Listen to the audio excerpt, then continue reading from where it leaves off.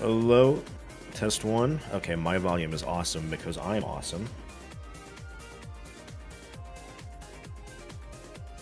Alright, your turn to talk. Hello, I am talking. I'm Wolsk. Welcome everyone. Fangame Marathon. That's pretty good. I might turn you up. Big. Alright, test three, talk. Check 1 2 1 2 3. Hello, hi. I just woke up a little bit ago. I don't even have to do much audio balancing at all. Wow. Yo, it's like we're professionals. Yeah, well, okay, that's a bit much. Alright, what's up, everybody? It's relay race time. Almost. Almost. Oh, I can't see the video thing you've got up. True. You don't need that. Just commentate on what you think is happening. Oh man, that would be exciting. Right. I kind of like the idea of just having me commentate on games I've never seen before, but I'm just like, I can just make things up. Okay, I just see the one screen now, so I'm just gonna get. That's the only one I'm watching. I guess that's good enough. Hey, Cosmo, you can do virtual cam and share it that way. Okay, I've actually never used virtual cam before. Huh. Yeah, because Discord screen share will do some like wacky stuff when you actually start like messing around with various things. It'll get like glitchy. So. Okay, let's see how this works. Yeah, you just turn on virtual cam and then share it as a video source in OBS or in a Discord. Share it as a video. What? Yeah, so instead of doing like a screen share, you just turn on camera and then select OBS virtual camera. I see. So how does that work? Not like that. Ooh. Oh, sure. Yeah, that looks good to me. What? Okay. Huh. All right. That's lesson not learned. To work, but it works. So. No, I think you can just screen share your devices as well. Huh. I've never seen that before. Good work, team. Gang. Oh, the Fangame Marathon logo is the apple from I Want to Be the Guy. I just now put this together. Yeah. It took me a minute, but I got there. 65 runs in. But GlitchCat, the real question is, what does FM stand for? Fun Mario? No. Oh, never mind. You got it. Never mind.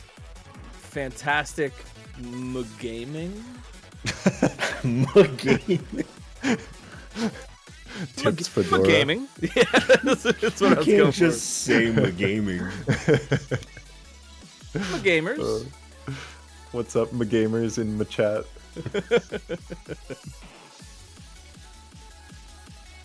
Right, yeah, so welcome everyone to the relay race, the most exciting part of the event in a subjective sense.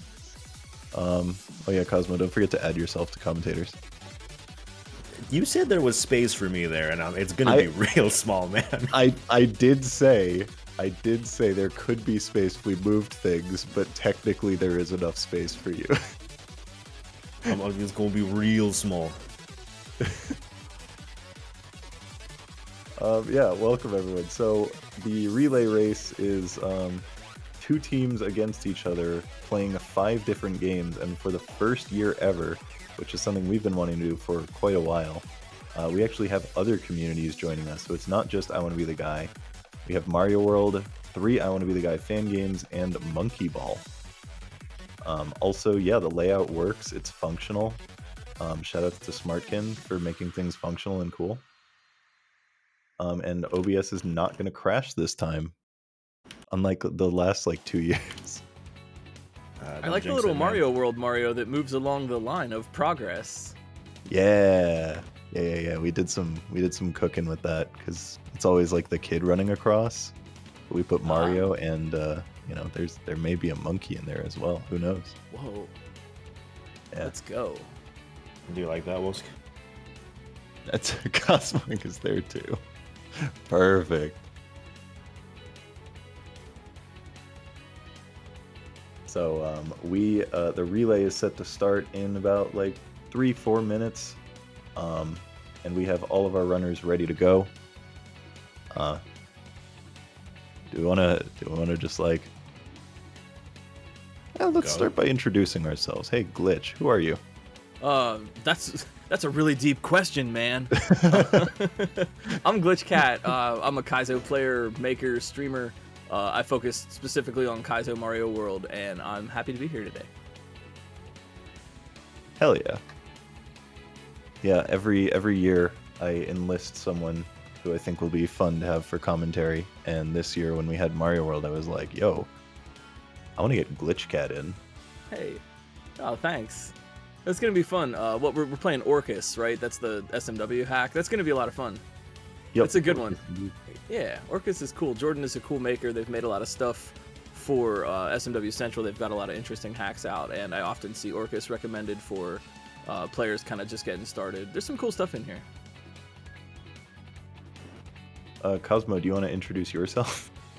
Yeah, sort of. I mean, you've seen me, you know me, you hopefully like me, but I mean that's up for debate. I guess I actually started playing Mario as well, although 3D Mario, and then I've played a bunch of I Want to Be the Guy over the years, and now I don't really know what's happening. I'm an octopus. I'm just playing everything. It's kind of all I've got. Yeah, hopefully you do like him, because if not, you're going to be listening to him for 2.5 hours, and you're not going to like it. It would be a tough world out there. Just mute the stream the whole time. And I'm Wolsk. I don't really play that much anymore, but every so often I'll play things. And I am the co-organizer of the event with Cosmoing, if you have somehow not figured that out at this point. Huh? I am really looking forward to this relay. I have my Liza P streamer. Yeah, that's me. Waiting until I can actually play the DLC when I don't have Fangame Marathon to worry about.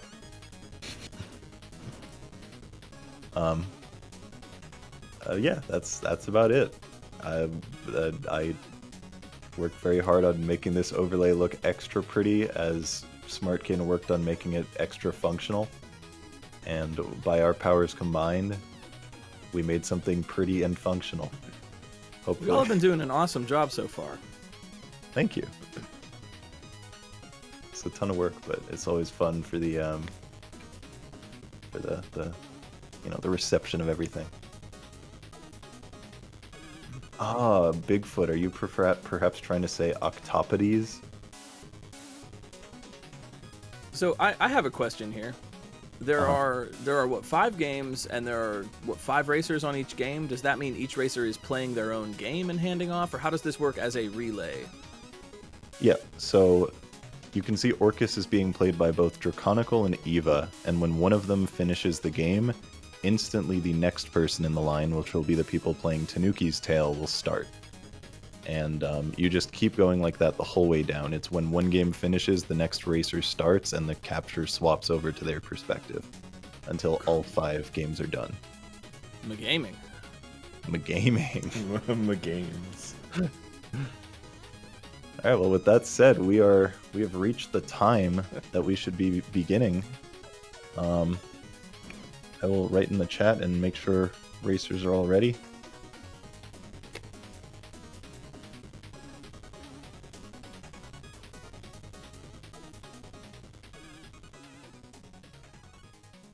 It is.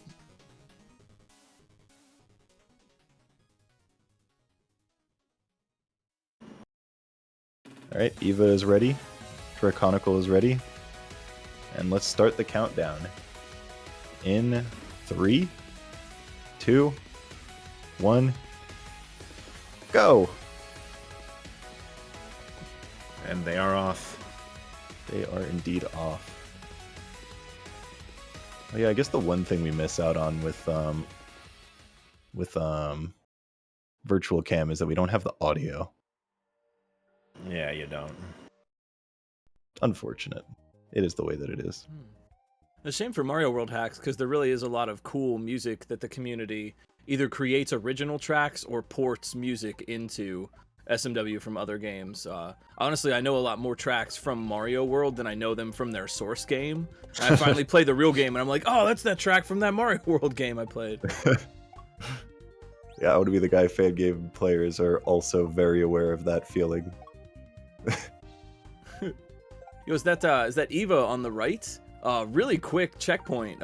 In the Mario World community, if you get a checkpoint, it looks like the letter H. So we say H, and just catching everybody up on the memes. But Eva on the right, Draconical on the left. Am I? Yeah, that's correct, right? Yep, Draconical Yeah. on the left. Yeah, quick clear for Eva on that. I can explain some tech or whatever for Mario World if you're interested, but this first level has regrabs, which nobody really knows what a regrab is, but essentially exploiting the fact that Mario falls more slowly when you are holding the jump button in the air, and by double tapping the jump button, you're able to kind of affect your horizontal trajectory a little bit. You're seeing that both on Draconical's side and Eva's side right now.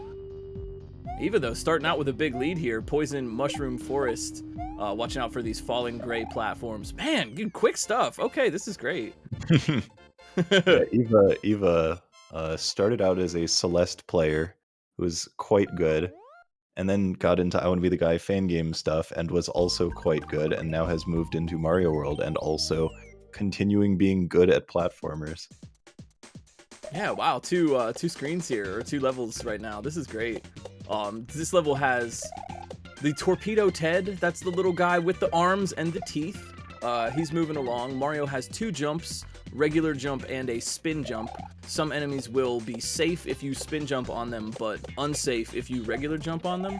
And most of the spin jumping enemies allow you to kind of bounce along. These purple urchins and the black Torpedo Ted there, you can kind of surf along as they are moving along, and it's kind of a position stabilization trick, I guess. You have to match your horizontal momentum with the horizontal momentum of the thing you're surfing on. How often are there checkpoints when they're going through pipes? Are they always a checkpoint, or is it only on H's? There can be. This game in particular, I should have looked that up. But in old school Super Mario World hacking, before we had a lot of quality of life patches, there were no checkpoints for pipes, but for modern hacks, they usually just give the player an automatic checkpoint when you go through a pipe. There have been so many quality of life improvements to Mario World over the years, and some really talented people have just understood everything about the game and given us just a whole galaxy of really interesting custom stuff and patches to play with that modify the original game so much. Draco really struggling right at the final jump just a few times, which is unfortunate. Eva continuing to just actually just not die. This is a good run. Yeah, we got saws. It's kind of same idea as the anti-submarine missile Theodore. Watching out to spin jump on the saws. Nice Draconial. Hey, Draco out of there. Got it. Nice. And yeah, spin jumping on those saws. They move along lines, those little line guided tracks, and just kind of doing some more spin surfing on those saws. Are we doing, this is a red dot on the map for Eva. Are we doing any % or 100% for this? Because red dot in SMW on the map generally telegraphs a secret exit. I'm actually not confident on the answer to that. I'm gonna see if I can check. Let's see if I can pull it up as well. I am seeing they did not specify. So it's probably any % then. Probably. Okay. That would make sense. I'm not sure if this game. I've played this, but I've played so many hacks that I just kind of forget. I'm not sure. Sometimes hacks will require you to get the secret exit for whatever reason. You need a switch block that changes the blocks in a later level, or something will unlock if you've got that. So yeah, it looks like they're just moving on.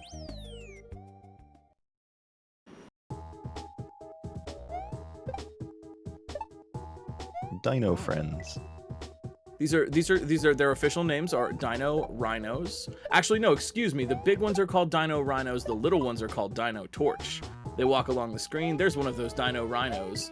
They walk along the screen, they hop, and the little ones will throw fire. And they hop whenever they get to a barrier. So some kind of more active platforming going on. Oh, are we gonna see? Oh yeah, we're gonna see it. The shell jump. Hey, all right, man, dude. I'm impressed. Eva's moving here. This is great. You know, bounce. It's a common SMW technique, but bouncing the shell off the wall, an active shell can be bounced on if it's moving. So by rebounding it off the wall, you can get a cool jump on it. It's sort of the kickflip of Kaizo. It's a very common trick that most people will learn as they start to get into SMW a little bit. Now this And big boo GlitchCat, fight. a very well-known and very talented shell player. I do like some shells. It just looks so magical. Yump! Yo! Man! Got the yum too. They got the yump! That is, for those that don't, I'm just trying to gear my commentary a little bit for people who might be a little more unfamiliar with SMW Kaizo technicalities, but that is a yump. It is a 1-frame jump off of that Switch Palace switch. On the first frame that Mario contacts the switch, the game acts as though they are standing on ground, and on that 1 frame, you can get a jump. You can't buffer it, and you can't do it like after the fact. So the only way to do it is to hit that one frame at 60-ish FPS. So we always like to celebrate the yumps. It's just a mispronunciation of the word jump. It's just jump with a Y. That's why it's called a yump. No one ever asks that. They always ask, what does yump mean? But nobody ever questions why it is called a yump at all, which is funny to me. No one ever asks, how is yum? We also have confirmation that this is actually any percent. Sick.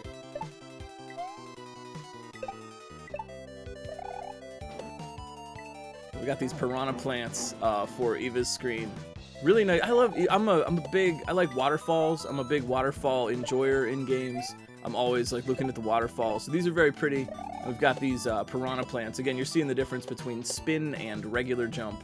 Koopas, if you spin jump on one of those red Koopas, it will just poof out of existence and you won't get a bounce. Whereas piranha plants and metal spikes and other things, you spin jump on and you can just kind of surf on them. So knowing the difference and using the right jump for the situation is always pretty key.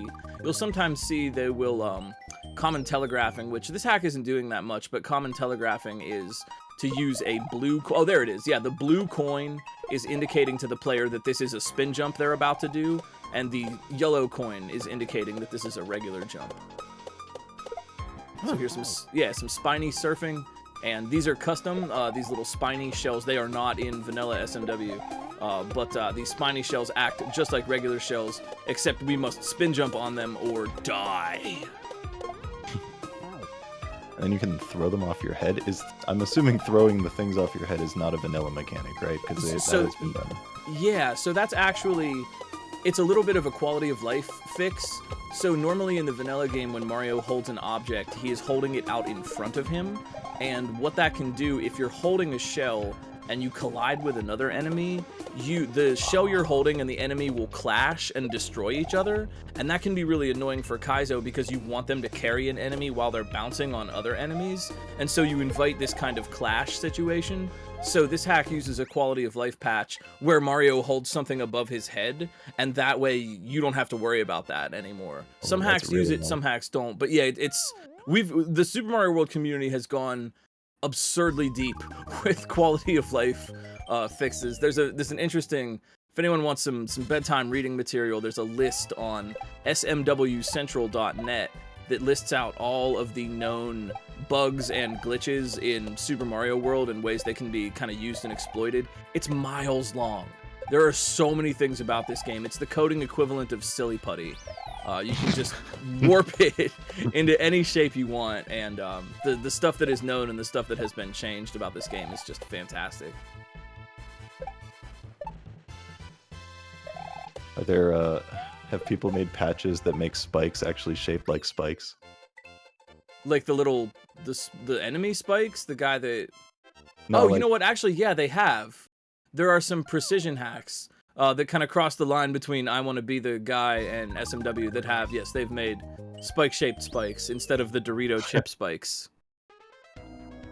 Well, instead of like square hitbox spikes is what I mean. Oh yeah, we have that. Say, and like half tile eating? spikes. Well, Square Dorito. The blue ones. Cool Air. Fair. Yeah, you know, overseas they don't call it Cool Ranch, they call it Cool American. Do they really? Yes. I think I've heard Oh my that before. god. It's, you know what? Got my number on that one, man. You know. into Thwomp Tech now. Oh, and never mind. Done with Thwomp Tech. Yeah, easy Where are Thwomp Tech. Yep, Thwomps are spin jump, and those little red fireballs that you see, they also are spin jumpable. It's really surprising. Mario can spin jump on almost anything, and just like not die, which is fun. There's so many things in the original game that you didn't know you could spin jump on. We got ropes on Eva's side. We got ropes. These are the ghost ropes from Donkey Kong Country 2. They work the same way. They disappear, and they even have the same little scary face. They will disappear after a short amount of time. They're real scary. Like, watch out. Look out, streamer ghost ropes. Yeah, jump scare warning. Disquiet. Sorry. Man, yo, this gameplay, Eva is really rocking this right now, man. I'm very impressed.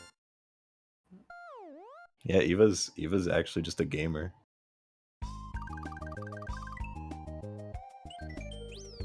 I think most of the way through World 2 now. Yeah. Oh, the moles.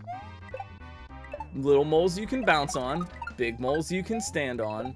Big moles have a weirdly janky hitbox, and you really want to stay centered above their head. Their nose will stab you, as one does. And those little moles are gonna kind of, you see like the ground, they pop out of the ground. You see that little graphic, and then they sort of pop out. So those coins are also helping to kind of indicate where they're trying to go.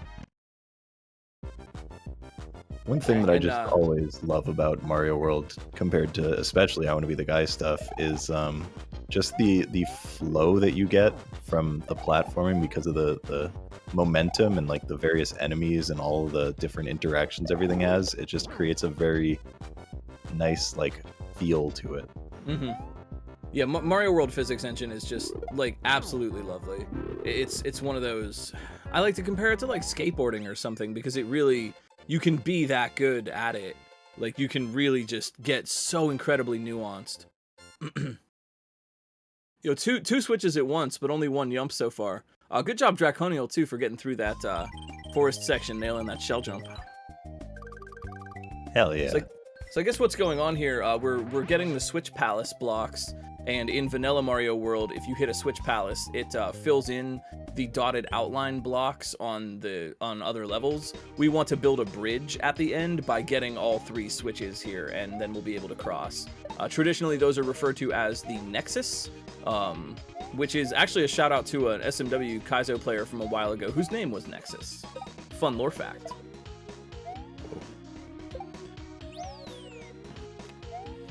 We got these rotating platforms here on Eva's screen. The gray ones will just rotate around automatically, and the brown ones are sort of like a weighted scale, and when you stand on one of those platforms, it will tip and rotate in the direction that you're standing. Dang, these one-shots, man. Yeah, this is unreal. Man. This is, I'm actually like, what, this is like world record caliber run on this. I don't know what the record is, but I think this game has been ran. This is very, very good, man. She didn't even run Orcus last year. I don't believe so. I think she did, it was another, like, easy beginner hack. One that I've played, I just can't remember the name of it.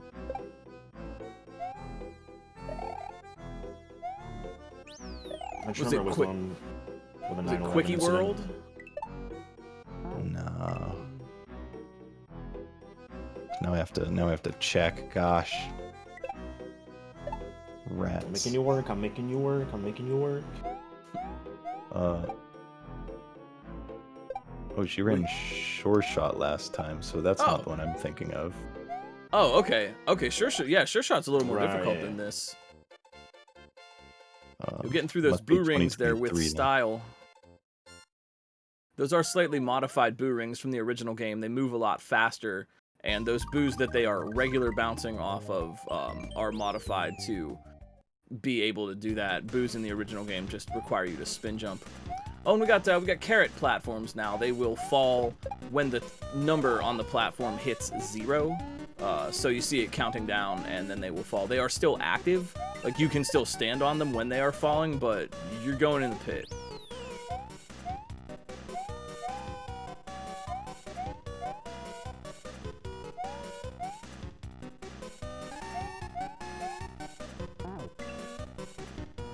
This is a common trope in Kaizo, the Ultra Star level, the original Kaizo Mario World series from legendary and mysterious creator T. Takamoto had a level called Ultra Star, which features a lot of kind of platform jumping like this, and yo, even making it look easy.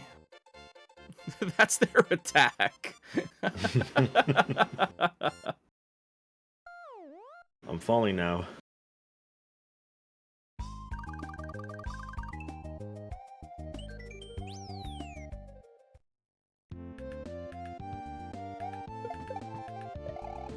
Okay, all right, yo, yeah, this level is interesting. It's got these spiny shells that we've seen before, but now the spiny shell will change between being a spiny shell and being a regular red shell every time Mario bounces on it, forcing Mario to change the type of jump being used. So Eva's setting up for this jump. They bounce on the spiny shell. Now it's a regular shell, and as a regular shell, it needs a regular bounce. Regular shell, really cool. Regular bounce. That's just science. Also, that is pretty sick. Yeah, that's a cool mechanic. And also, say a custom. What's that thing? A sprite. I know that word. Yeah.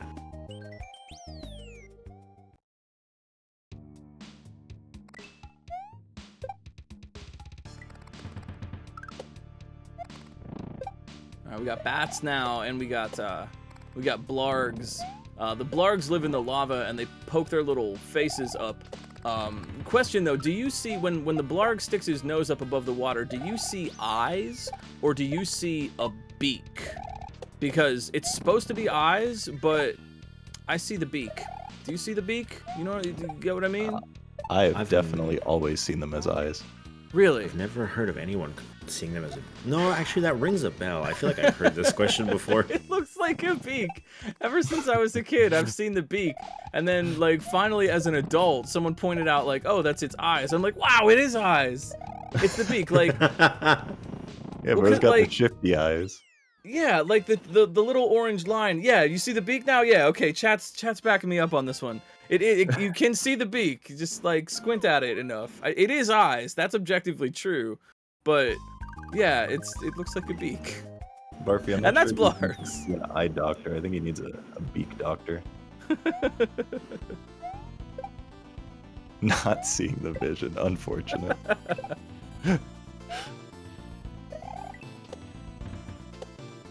Oh, we saw Eva practicing this stage earlier while we were giving our intros and everything, so spoilers, I guess. I'm pretty sure while we were giving our intro, Eva was just beating the game. Yeah.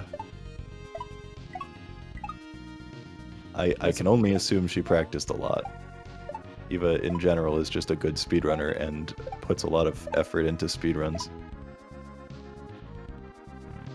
Damn.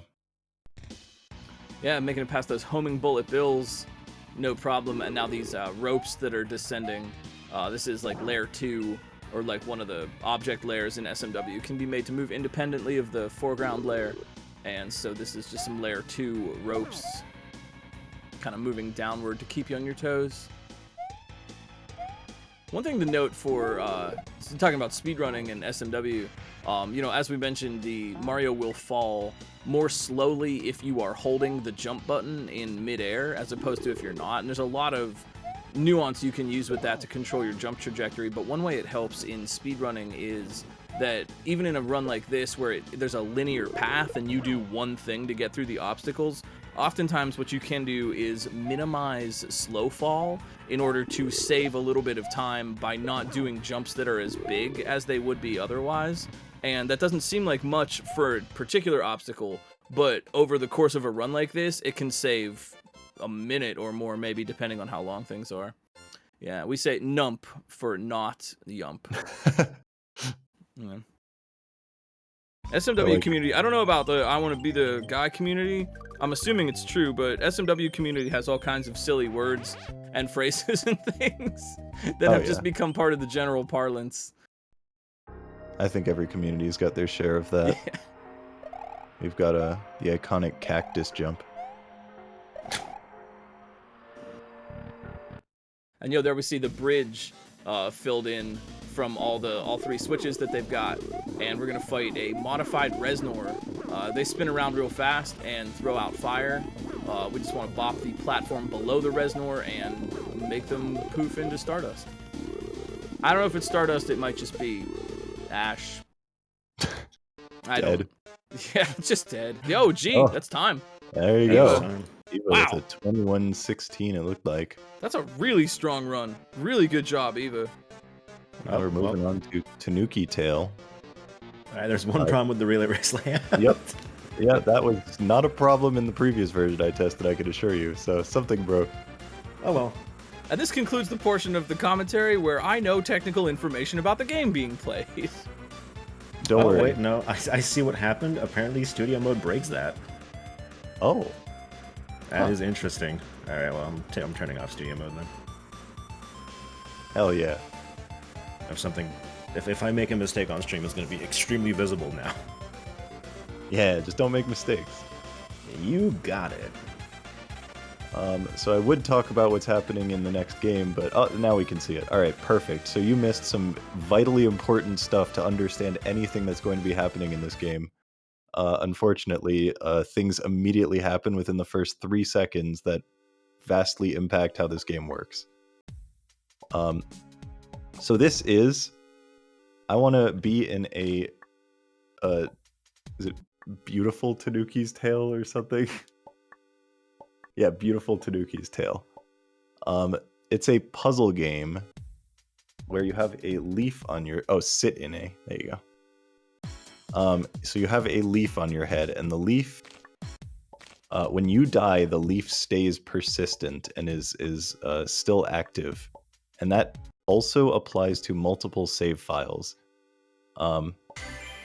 If you have any interest in playing this game, I guess all of this is going to be spoilers for the game. You know. So what is happening is you'll see Gaffadil like slow falling every so often, and that's spamming reset to just kind of reset your momentum. And also your goal is to navigate around the world and set up positions, like autosave positions. The game autosaves every time you enter a new screen, and you are looking to create autosave positions all along the way that will allow you to teleport around. And there are a whole bunch of small optimizations that'll be done where you'll see them go to the title screen with F2, and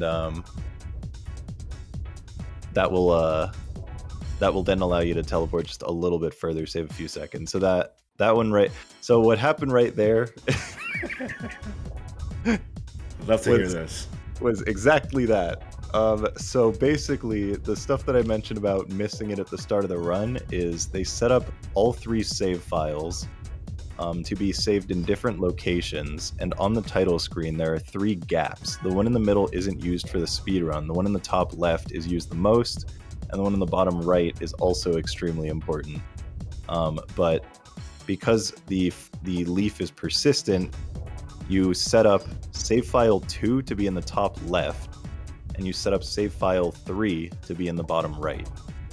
And in doing that, it allows you to do all of the important stuff and the game progression in file 1, and then use file 2 and 3 to teleport around. So what happened in that exact situation is, right when Gaff reached the screen, she then used the other 2 files, or maybe just one of the files, to teleport to the top left of a screen, and then do it again to teleport to the top left of another screen, and that bypassed like 2 entire screens. Is that an intended part of the puzzle solution for this? Is that save file manipulation, or is this some wild speedrunning? So the answer is yes and no.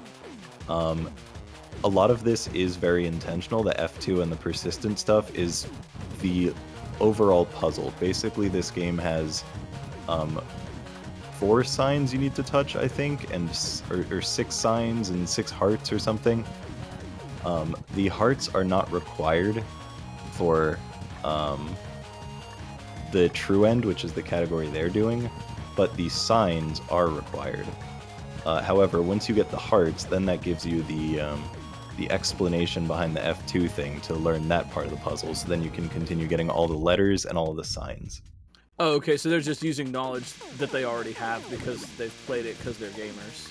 Yes, precisely. Ah. But there are a lot of micro optimizations and like teleporting around that are not intended, like what is happening right now is using that feather on screen 1 with wind to push yourself up to go and teleport yourself to another section of the game that you normally wouldn't be able to get to.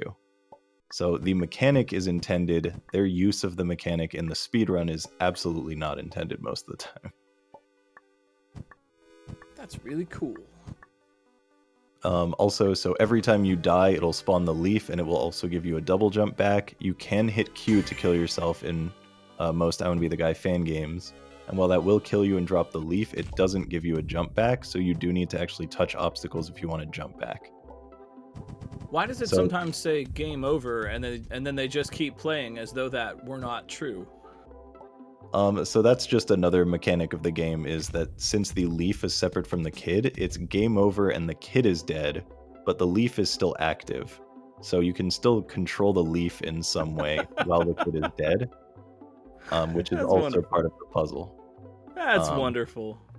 So one of the screens, you could see there were like lines flying through, and the leaf was just going up and down. And what happened there is a fan that you can currently see in the bottom right corner right here. And the fan will push up the leaf when you shoot. So when you press Z, it will shoot up the leaf, and that is going to be used later. There is so you'll see the point of getting all of the signs pretty soon. It's a relatively short run. I mean, I guess soon is relative, but every so often you will see Gaffadil go to this screen, like the title screen, and you'll see there's like some kill blocks and some areas, and you are getting wind, water, a fan, and I think that's it, but like different ones to be persistent on the title screen to allow yourself to get the true end, which is from the title screen. All of the earth elements: wind, water, and fan.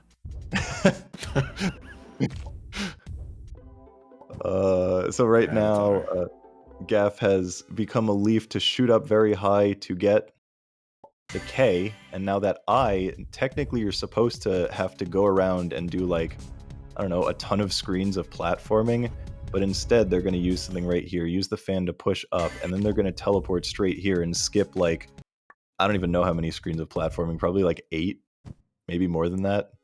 It looks like this. That's the section that you would have seen if you were doing it casually. So now, oh man, slow. Oh man, Gaffadil could have saved like 1 second by doing an unnecessary warp there that I learned from Uber.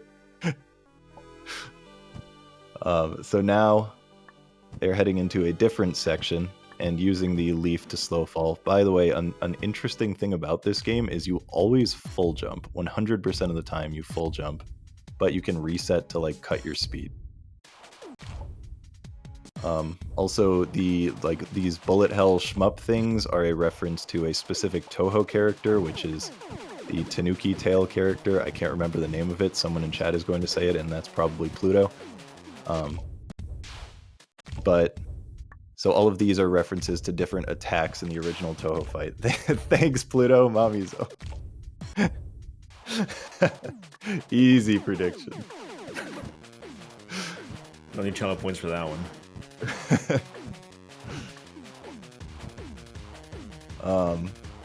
So yeah, there's a whole bullet hell section, and of course, if you die, you don't actually die because you'll just teleport back to where the leaf is, unless you get like caught in a block or something. So now we have the T and the Nuki, so Gaff still needs to get the A. And I believe have all of the signs been picked up? I think so. It looks like it, maybe. I'll know once they go back to the title screen. A Nuki. The T-Nuki. He said Nuki. Alright, there's the A. Hey! Oh, nope, they don't have all the persistent things yet. This is wild. Like I said, this is the one that I was like researching beforehand to like try to be able to explain it because it's incomprehensible if you don't, and incomprehensible if you do. So now Gaff is just trying to do the cleanup. Now that he has all of the Tanuki letters, just has to get the last of the signs to then do the true ending section. So heading back to this castle section, and you'll see right up there, use the title screen again to just save a little bit of time and go over there. And now this area is open because you had all the Tanuki letters. So you can climb up the castle. And there's clear. Wow, congratulations. And there's another sign. And there's just one more sign that needs to be found.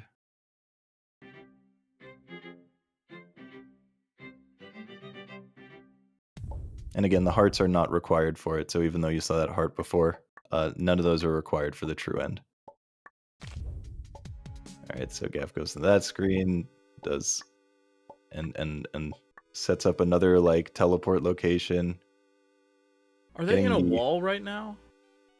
No, these are just tiles. Oh, okay.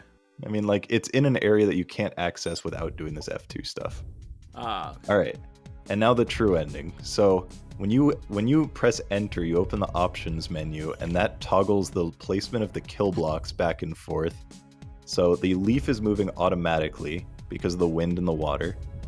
And on the right side of the screen, you'll see there's a fan in the bottom right. So you're shooting to make it go up there, but you are constantly moving back and forth between options and the title select to move the kill blocks out of the way of the leaf. And for the fan, you have to go between options and the title screen more because you're using the Z key to back out, and that makes it fly up. And now touching that heart is time. And now the game is done. That was awesome. I thought Mario World was cool because we have custom graphics for the cactus. That was great. Dang, that was awesome. Yeah, it is a bizarre game. Is Draconical into the final boss fight? Draconical's into the final boss fight, meaning once that is over, Uber will be taking over, and for the time being, we've got Mosamari, who will be playing 7 nights at Series Z. Maybe. Mosamari said, "Is it working to me?" I think the answer is no.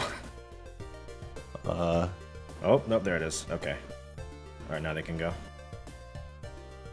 Oh yeah, chat's calling us. This isn't the final boo on Orcus, but they're getting very close. Oh yeah, there's Trent Reznor.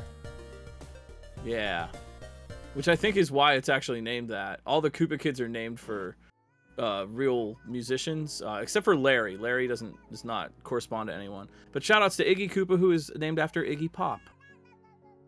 Mm-hmm. But sorry, you were saying we got a new game. Yeah, which hopefully they'll start playing soon. There you go. All right. So Cosmo, you wanna take care of this one? Oh, never mind. Cosmo's deafened. Cosmo said he would handle this game because oh, hello. I'll start talking as soon as I finish getting this audio set up. That's super valid. This one is I kind of get what's going on here though. I mean, got some blocks and kids jumping on the blocks. Like, yeah, I can follow that. It's going to be massively more comprehensible than the previous one. This is more standard I want to be the guy stuff. The other team, the runner for the other team, Amelia, is actually the maker of the game. Which that's actually not the only person in this event who's running their own game as a maker, which is kind of funny. You're also going to see that for Stardust later. And Ubersaw is into Tanuki. So Ubersaw is going to be going through that. Again, a pretty short game. Uber does a little bit of different strats here and there. So on that first screen, he's going under rather than over, which is a little bit faster from what I can tell. And you'll be able to watch that again and try to understand things that I was mentioning before, like going into this top right corner to get an autosave on the first screen to set up a warp there to go to the the dirt area to then teleport to a different area in the top left to then set up the third file by going through an autosave up here. And now that's the full setup thing that I was trying to explain before when it wasn't captured before. So that was the important part of the beginning that you missed. We got there. All right, for 7 Nights at Series Z, this is definitely the longest game we have here.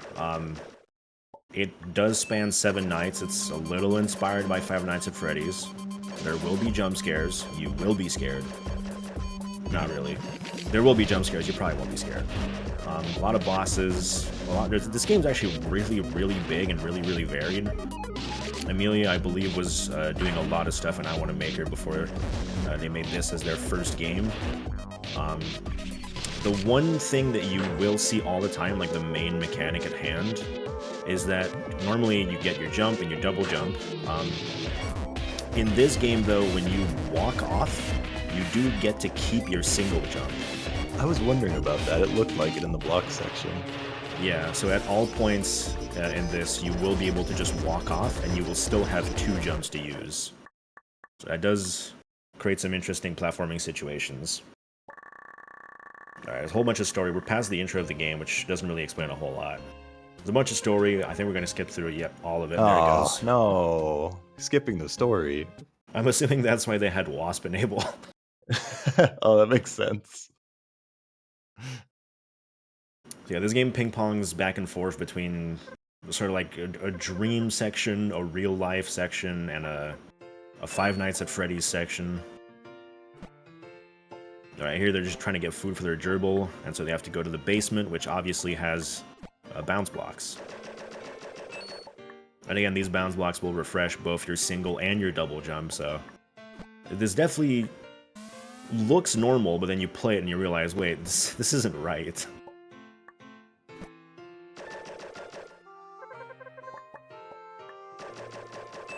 So that's generally going to be the main theme throughout this entire game, is just like a handful of screens with one gimmick, and then immediately we're moving on to the next thing, and the next thing, and the next thing, and so on. And despite that, it still manages to be a really, really long game. It's kind of impressive. Yeah, the only speed run that we could really find that was like, you know, at least visible in public was like an hour long, and that's not even the 100%. And their estimate-ish for this, we figured, was probably about an hour long, because they're probably better than that random video. True. All right, it's Five Nights at Freddy's time. This one is not really a good representation of what you actually need to do, because this is kind of a tutorial, and if you fail it, you get to just keep going. So I think the fastest thing to do here is to just fail. But it's proper Five Nights at Freddy's. You got a couple cameras, you got some animatronic, quote-unquote, type creatures to deal with. Oh, and here's Miku, I think. Have some fun with Miku. Yep, there she is. So yeah, that's a force loss on the first night. But generally, the goal of the Five Nights at Freddy's screens is going to be to, well, not let the creature catch you as the Five Nights. Otherwise, you have to actually beat some platforming screens while trying to get the animatronics off of you. I'm calling them animatronics out of just pure reflex. I know they're not.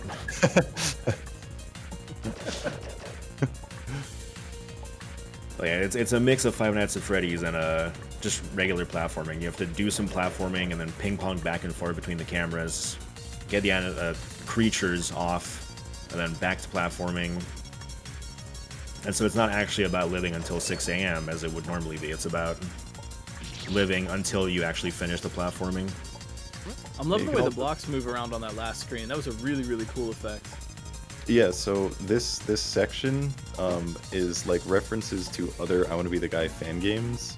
They're not like directly taken from it, but they're clear references, and that specific part was a reference to I Want to Kill the Camellia 1, the final section before the final boss, and then the previous screen was Kill the Camellia 2, final stage, and then this is Kill the Camellia 3, final stage, so... Oh, wow, yo, this is really cool. And it's like tilting and filling up with what I presume is water that will kill you? It's grape juice. Oh, well, that's much better. It's like it's supposed to be like stomach acid, but it's like purple, so everyone just calls it like grape juice. So. Grape juice. Oh, the rhythm game thing. I've seen this before. From Slowly Go Quickly. Oh yeah, I played that game. Yeah, you did. Actually, I don't know why I said that. I don't know if you did.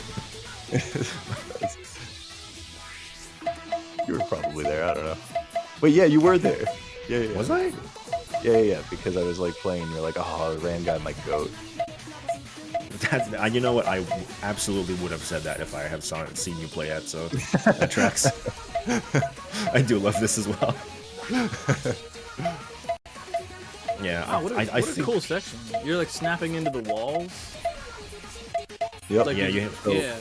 So in the original game that it's referencing, basically when you press left or right, you go all the way across the screen until you hit a wall. Yeah. And then it just has this fun little like rhythm game kind of section as well that makes use of that. So, you know, you press left, you instantly snap all the way until you hit a wall.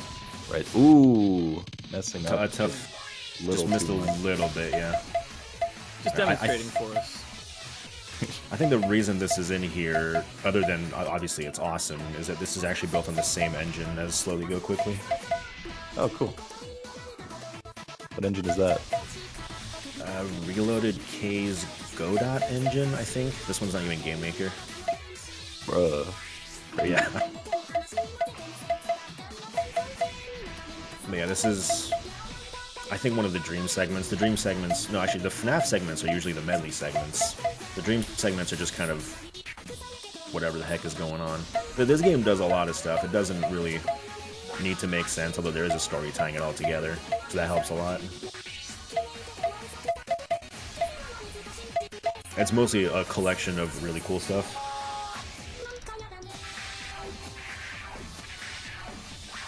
Just a little more. Yeah, there we go.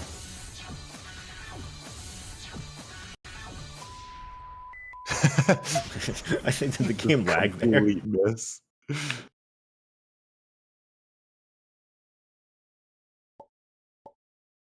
Torny Town. So is there going to be like references to other Torny games? Or is that just it? I think that's for the next stream section. We'll be back in Torny Town later, I'm sure. I remember Torny Town.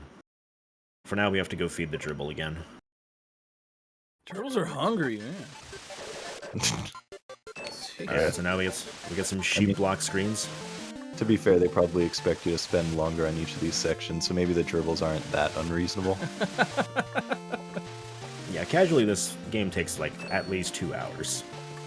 Although canonically it's obviously 7 days. 7 nights. I don't know what happened in a day. Oh yeah. So wait, are you like basically feeding your gerbils like once a night? Because if so, yeah, maybe you're much. not feeding them enough. Yeah, if I remember right, the story is like you're like doing weird dream stuff, and you're not a very responsible gerbil owner. And then you just kind of like wake up in the middle of the night and you're like kind of zone out. You're like, oh man, I miss the gerbil. I don't know. I'm gonna feed it now. I don't know. The story was weird. I kind of stopped paying attention after a while. my apologies. But anyway, this is pretty cool. Crying right now. I'm sorry. It's not for me. It's not for me. But hey, if it's your thing, then you know, more power to you. All right. So sheep blocks normally you would only have 4 colors. Here we have way more than 4 colors of sheep blocks. Sheep blocks, obviously, when you touch them, all other blocks of the same color and also spikes of the same color will disappear after a short while.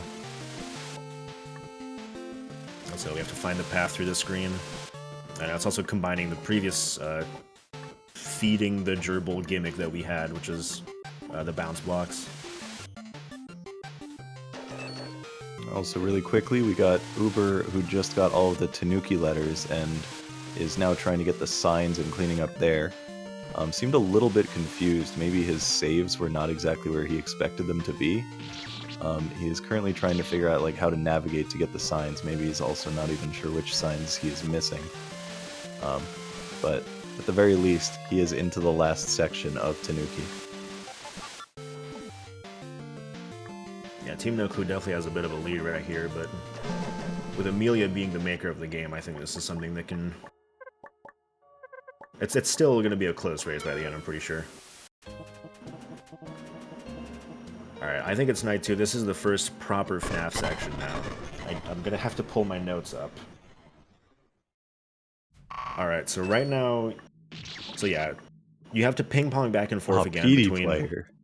Yeah, a couple of medley-ish screens, kind of like the Camellia screens we saw earlier. But at the same time, we got to go back to the camera to make sure the creatures aren't approaching or catching us playing these games. Because if they do, they're not going to be happy with us. Yeah, I wouldn't be happy seeing someone play medley games either. Yeah. So right now, I think active is there's a cherry creature, which you can hear coming in. Oh, that's PD player. Yeah, so PD player, I think there's not enough creatures here. They're just going to try to, like, bulldoze through the screens before an animatronic creature... I'm not going to be able to catch myself before a creature gets to them, which I think is, like, this is probably the only night where you can really do this. Okay, no, just for the record, Uber is into the last section heading towards the heart doing the title screen thing, so that may be finishing up very soon. I'll try to keep an eye on it. First trying that's great. Good stuff, Uber. All right. So moving on to Amelia, and now we have both of them onto Tanuki, or not Tanuki, 7 Nights at Series Z. Yo, team No Idea catching up here. Yeah. Yep. And again, Amelia the Maker, I would believe that, you know, they got the skills. Oh, easily.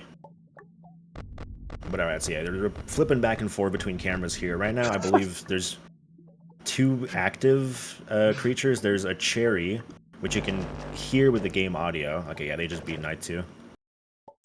But the cherry you can hear when it appears with, like, the regular cherry falling sound, and then you have to go look for it. Once you find its trigger and you look at it for a while, it will disappear. And then you just have to wait for it to come back. And PD player just kind of strolls around. You can't really do much with PD player, but you have to keep an eye on it. And then when it's about to enter your room, you have to make sure you're not playing a game. And then they'll just go back to wandering around for a while. That's all the creature wants to do is just check that you're not playing a game. Like, hey, I'm like a nightmare creature, but like, oh, are they playing a game? Like, no, okay, that's fine. Yeah, no, the lore there is on the FNAF screens, you're actually the gerbil, and you're trying to play Fangames without being caught. I love this. But yeah, we're back in Torny Town. It's got heart for sure. But yeah, we're back in Torny Town now. Here's some more references to Torny games. We love J-Chef. You got it. Solgren really popped off in Torny 1. Oh, gain the ability. My goat. Banger game. This is really fun. I like all the different references and stuff. This game's cool. Yeah, this game does a lot of stuff, like, really, really, really fast. Yeah, like this also, like, you can tell, like, some of the visuals are, like, hand-drawn and stuff, and they're doing that for one single screen. Yeah, I mean, pretty much all the visuals are either, like... Yeah, the visuals are either, like, taken from Maker or hand-drawn by Amelia. She's a really good artist as well. Good lord. And Pac-Man was there. Yeah, that's true. Pac-Man. I know that guy. He wasn't mewing this time around.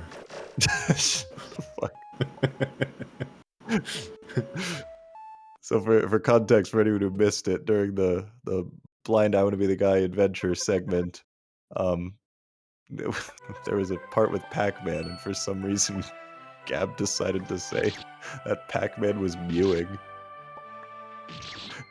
Which I don't think anyone has any context for why that would be what, you know.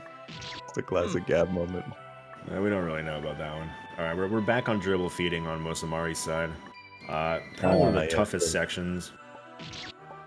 It's a bunch of shorter saves with some really, really precise cycles. This game does get pretty hard. Some of the later bosses especially. Took even me quite a while. Damn. And that's saying something. I'm definitely saying it. It came out of my mouth. Oh. Them some spooky fellas. Yeah. So are those supposed to be like, I'm assuming those are like references to the gain the ability things, right? So are these like adapted versions of the things that were just done, but like with gerbils? I don't think so. I think this is just kind of a similar design. I think Oh no, story-wise, no, what was no, this happening here. definitely is. Yeah, Oh, because yeah, this is true. big shot. Yeah, I think story-wise, it doesn't actually like line up with this, but I think the story is there's just like a whole bunch of dust bunnies. Yo, Mari just Some- kind of gamed there. That was sick. Yeah. All right, picked up a gun, and we're gonna have to clear out all the dust bunnies now. Ah. You do have to do this in one save, which can be a bit punishing at the end. We'll see if it all works out. I'm assuming every single enemy is one. You can't skip any. Yep. I really Can't like leave this any of level those design. dust. Say this level design that makes utility of you're going into somewhere, you're coming back out, and it recontextualizes it on the way back out. Or like in that previous room, you go around in a whole circle, and like the area really makes use of all its space. I really like that. Yeah. There's a lot of value in finding ways to like trek back through a screen. There are a lot of games that do that extremely well.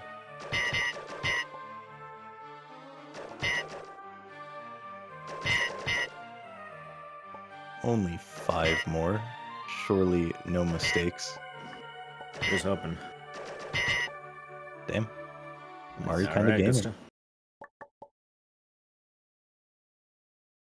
And Alright. looks like Amelia is into the first medley section.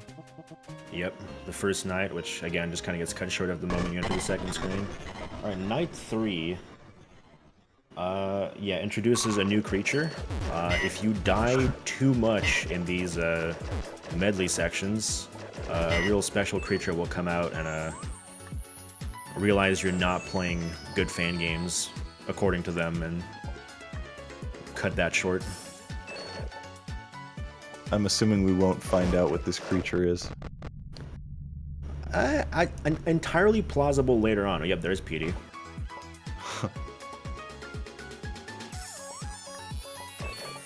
I know I've definitely seen the creature a couple times because these screens are not easy. But yeah, if these people are gaming, then a strong chance we never see it.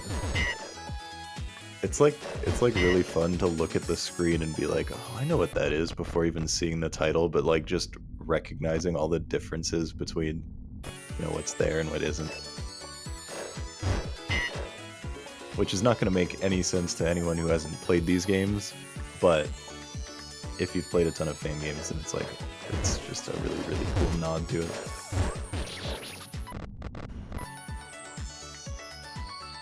I think that's night 3, yeah, done for Mosamari. Pretty good stuff.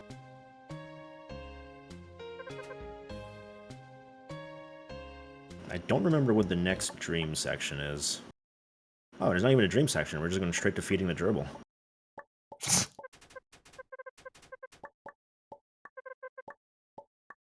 Oh, never mind, we're going to sleep. Never mind, I forgot. The gerbil will be fine. The dribble will be fine. All right, let's see if Amelia can first try the rhythm section and save some time over what happened with Mari, because that was a pretty big loss. I really appreciate that these games, it seems like the more I learn about fan game community and the more I see this kind of stuff, that it really becomes like meta commentary on top of meta commentary about fan games themselves. That's neat. I like that. Yeah, there are a ton of like fan games of fan games of fan games at this point, which I'd assume like surely Mario World is kind of a similar way, right? Kind of, but not as much. Mario World skews into just making Mario go on weird adventures. You get everything from like Mario's pleasant adventure to like Mario has an existential crisis trying to buy broccoli at the grocery store. I like that one. I made that up, but that's definitely something you could. Well, now it Yeah, has well. to exist, so. But yeah, Dashing Leslie, my I mean, hopes here. we riff on each other's obstacles. Or, oh yeah, that's the. Who's this friendly friend? Believe. Oh, never mind. Okay, there was still more. I was like, there's no way Amelia was like that close, but.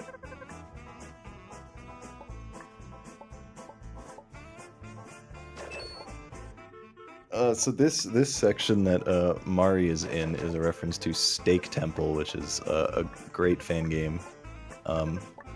The best temple game, I feel. Man, this is so fun as an outsider to this, because I just like every single screen I have no idea what I'm about to look at, and I really like that. Like it could be freaking anything. Oh yeah, the here we great go. thing is that is this air ice? It's air ice. The gun is shooting you backwards, and it's a Crimson style fight. This is probably the Bro. hardest boss in the game, if you ask me. Bro. I couldn't really tell you everything that's happening. It's just know that if they do this first try, it's really impressive. The controls are a mess. Everything is doing something special. It's just there's so much going on. Yeah, if anyone doesn't know anything about Crimson fights, basically when you shoot the boss, it has a retaliation attack. Pretty much that's just the general basis of it, and they'll cycle around. Obviously, these 4 creatures are a whole reference to actual Five Nights at Freddy's now. Oh, pretty close. unfortunate. That was quite good though. Yeah, you got air ice. Your shots are making you go backwards. You're bouncing for some reason. And the screen is really zoomed in, so you don't actually have a lot of space to move around. You do have a little bit of health, but it is still dire, if you were to ask me. Just watching these like extremely awkward movements that they're doing while running around is like really funny.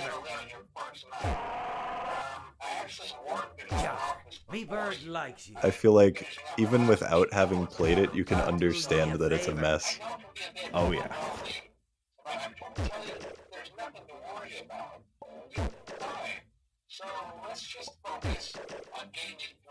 I think there's also like the thing in the top middle. I believe that spawns. I think that just spawns on like a global HP sort of thing if you do enough damage to any of them. It's gonna start pestering you with some stuff. Looks like it's maybe speeding up shooting as you do more damage too, right? Yeah, and I think there's some new attacks that come in later as well. Bird likes you. That is true, Wit. You usually want to kill Crimson fights in a certain order, often because one of them will have an attack when it dies that is detrimental in some way, which I don't necessarily know what they are in this, but I'd assume it's the same thing, judging by the fact that Mari is hard focusing on green first, which is very different from standard Crimson, in which you want to do green absolute last. But this is just a way to choose the order you want to get things out of the way. Yeah. And deal with them in an order that is most comfortable for you.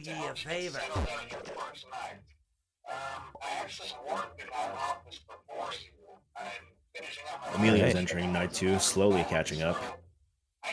Mari's been doing really good though.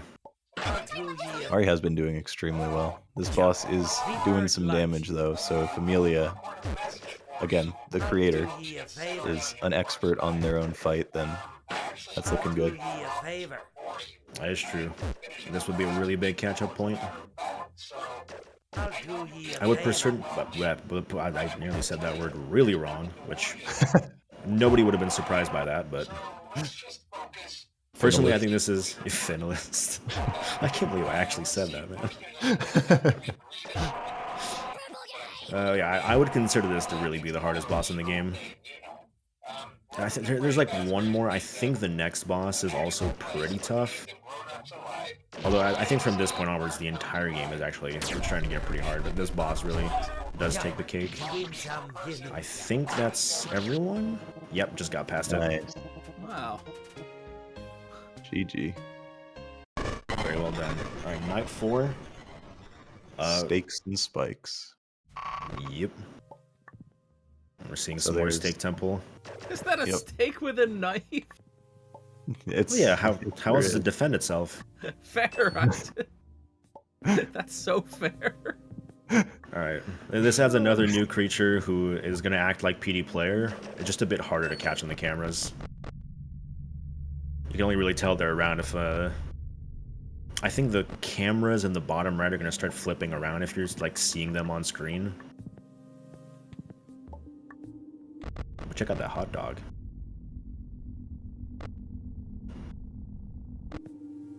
Yeah, I think generally you want to look at them in the camera for a while to cause them to attack faster, and then they're gonna go back to doing a whole bunch of nothing. One of the best stages in Steak Temple that is absolutely the most hated stage in Steak Temple. It's simply true. Oh, Petey got him. Basically, the stage is... the original stage is there's a cow in the middle, and it has different parts of the body that you need to collect. And there is platforming that you need to go through, and the place you go to in the platforming will change based on which specific body part it wants you to do at one time. So it says, like, get the flank or whatever, and then, you know, you have to go get to the corner with the flank, and then travel around the room in whatever order it randomizes. In this, it looks like it is the same idea of you travel around the screen and it actually gets harder every single time. I missed that detail. But it seems like you're just doing circles. So it's a much simpler version of it without the need for memorization and, yeah. Yeah, it's just a +1. Oh, Petey got him again. Oof. How Great do they know opportunity when for to Amelia. check the cameras? Like, are they just kind of doing that at random, or do they have specific moments when they need, like, they know they need to do that? So some of the creatures will make a noise, so you know when you need to take a moment to deal with them. Some of the others, you just kind of have to periodically check in on them. You just kind of get a feeling for, okay, I need to stop playing now and check the cameras and make sure that things are going okay. That hot dog's having a nice day. Oh, yeah, no, they're big chilling. I love that for him, really. He looks like he's a friend. I love that for him, too. Keep it up, big guy. Yeah, man. Yeah. Alright, so yeah. Did a Amelia good into camera the sequence there. Funny section. We'll see if she can deal with the cycles well. Looking pretty good. And that was a good camera sequence right there on the Musamari side. Took care of both Vermilion and PD player. So now both of them are going to be going back to their starting state, and it gives like a nice little 30 seconds where we have to check back on them. When the camera is up, is the game paused, or can you still die? The game is paused. Okay. Also, another iconic part of +1 stages, aka +1 is just it adds something and it says like +1 visuals, +1 spikes, is visual challenge. That is generally the most common thing used in +1 stages, which is why they're not generally that well liked.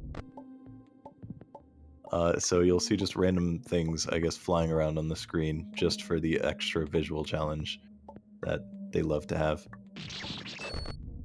The suffering might be over. Yeah, a quick camera check, but we're on our way to the warp.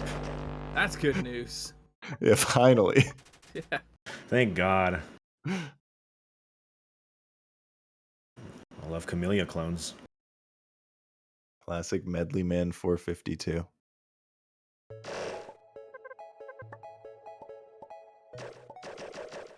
Oh, Here we are. It's Camellia. It's not really bosses. It's more screens. I think these are all I don't know if these are all inspired by I Want to Make Her screens. Again, Amelia was a pretty well-known maker on I Want to Make Her before they made this game. which, in case you don't know what I Want to Make Her is, it's the Mario Maker equivalent of I Want to Be the Guy Fangame community. It's true. And it's very complex. If you have these skills to make things, like, you can basically create your own like coding language in it using different objects. So Except you're able to distribute your creations to everyone, even if they don't own a Nintendo Switch. Yes, you're correct. yeah, and it's free on Steam.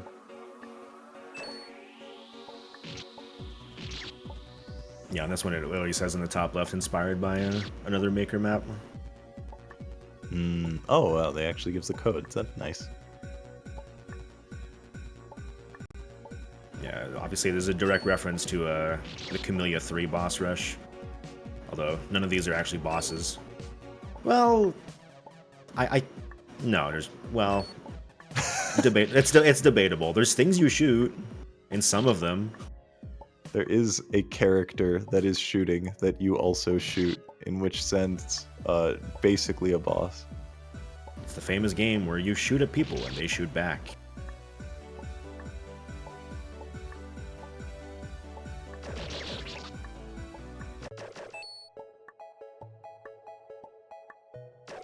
Alright, so Mosamari finished Night 4 earlier and is now currently on the 5th of the 7 cycles, I guess, days. It's hard to say. Yeah, I think Amelia's definitely catching up. Yeah, no, this one's really cool. Yeah, it's an image. The ones that are lit up are killers. That makes sense.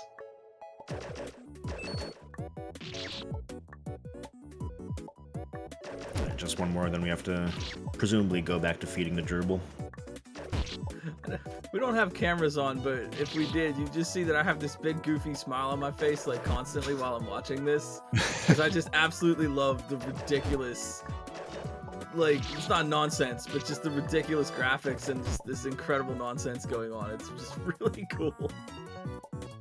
Yeah, there are some makers who like really like they do the hand-drawn visuals and they have like their own aesthetic and they'll go wild with it. So like I guess Amelia is absolutely one of them, but there's Jane. Jane is incredible. Gay Wiz also. Like some people. Hand-drawn visuals are something we need more in SMW Kaizo. Yeah. But I suppose it's way easier when you're not just hacking a 30-year-old video game. True. We have Super Mario World remade from memory. I'd like to see Mario World drawn from memory. That just sounds like a good idea. Okay, yeah, that does sound fun. Have a handful of notes on this night. This one's weird. Okay, so most of the previous creatures have been removed. And instead you have 4 new creatures to deal with. So Miku's here. Miku goes into rooms 2, 5, 4 in order before attacking the player. And you have to zap her to make her go back to her starting location. There's the music note, which just stays in one room. You have to zap it every now and then, otherwise it'll get really mad and go hunt you. And the moment it starts hunting you, there's nothing you can do about it. If you've played FNAF 2, it's similar to the marionette. Mako is here. Mako, you'll kind of acts in a similar way to the one creature that we've never seen. If you start playing these medley screens pretty poorly, Mako will show up with a flurry of butterflies and you have to stop playing the game for a second. And then there's the King Slime, which is really weird. Oh yeah, there's Mako. Oh, butterflies. Look out for the butterflies. You gotta shoot the hot dogs. Oh, yeah.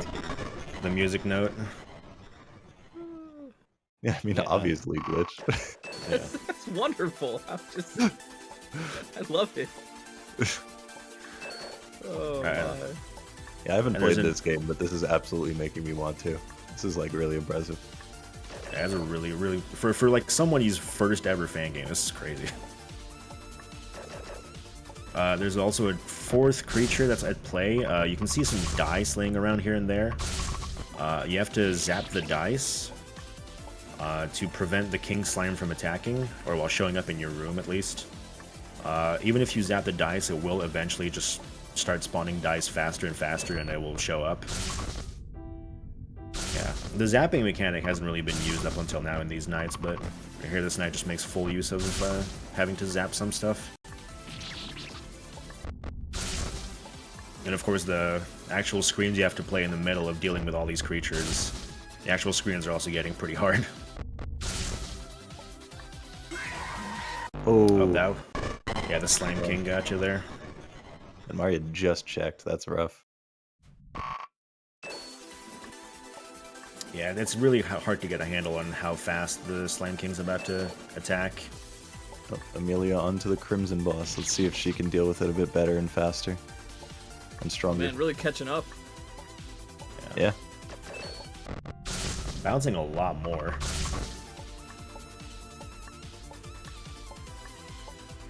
Also, doesn't look like going for any particular strat. Looks like just shooting, trying to go as fast as possible, which, I mean, if you're confident, then it can work, but it's generally not my preferred way to do it. I'd go slow to go fast.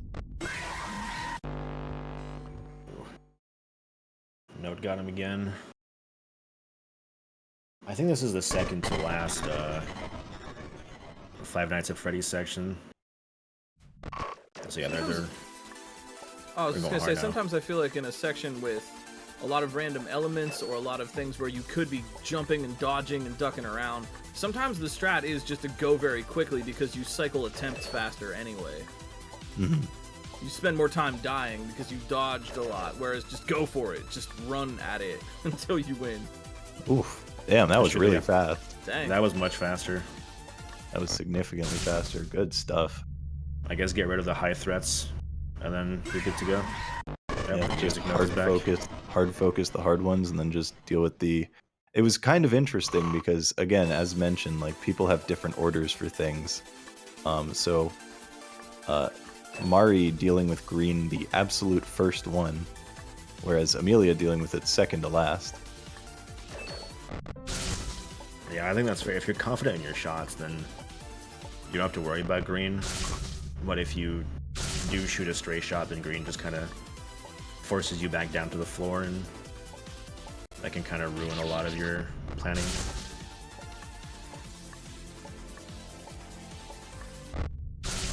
So yeah, just one night behind now, as opposed to 2 nights before. Amelia into the how many stake temple sections have there been, actually? I think there's 2 stake temple sections total. Okay. Yeah, well, you can tell on most of Mari's side, they're definitely looking at the cameras way more, which you just kind of have to do. Oh, yeah. Oh, there's the happy hot dog. He's back. Yes, Yeah, my buddy. look at that dog. He's my buddy. He's my favorite guy in this whole game so far. I mean, there've been a lot of great friends here, but I'm going with Happy Hot Dog. I want him to be on my team. I want that dog. Yes. Coming to your next Mario World hack. Oh yes, please. You could make a little sprite of him. You could have like Happy Hot Dog's adventure. I would love this. I'm not being ironic right now. I absolutely love that little guy. He's a friend shape. Put that in like the depression about broccoli or whatever hack. Yeah. Yeah, that's why he's having a crisis, because he's a hot dog. Yeah. No, he's trying to make a hot dog, but he doesn't have broccoli to put in his hot dog. Yeah. If you're out there and you've ever put broccoli in your hot dog, know that I am at this moment judging you. Oh man, this game is just absolutely unhinged in the best possible way. Should have slick skip by most of Mario right there. Never thought about that. Oh yeah, jumping straight to the left. Yeah, sailing in midair, so you actually start because you have your single jump in midair still in this game. Yeah, Mario did 2 skips there. Oh, all right, pass. Hey, out of there. Well, that was a huge opportunity for Amelia to potentially catch up. We'll see if she is able to do that section quickly, because if so, then, I mean, this could very well be anyone's game at that point. Yeah. We're definitely approaching the end of the game now. This is a little medley-ish section. Pretty cool stuff. There's a lot of previous gimmicks you've seen. Got some gravity flippers, some sheep blocks. These fairies give you a huge jump. I really like these shine visuals. These are cool. Yeah. Again, a bit of a pathing challenge here. Try to find the way through the room with all the sheep blocks. I think this is, you can see it sort of inspired by 100 floors, but it's 7 floors here, I think. And that makes sense. Here's Mario. There he is! It's a he! It's a he, Mario. I remember that. That's my favorite Mario thing. Mario's pairing the section up. They're doing really good on platforming. Ooh. Transition got him.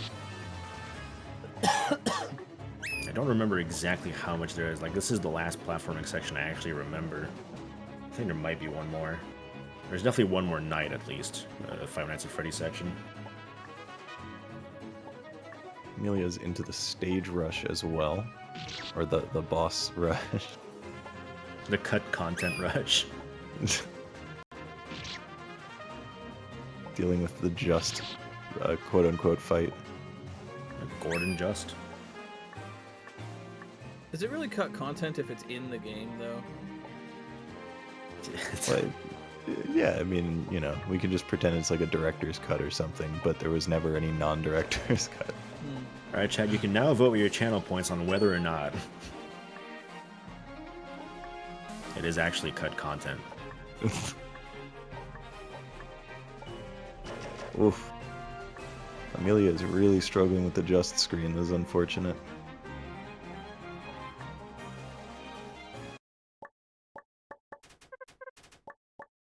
Okay, I think we're going back to Five Nights now.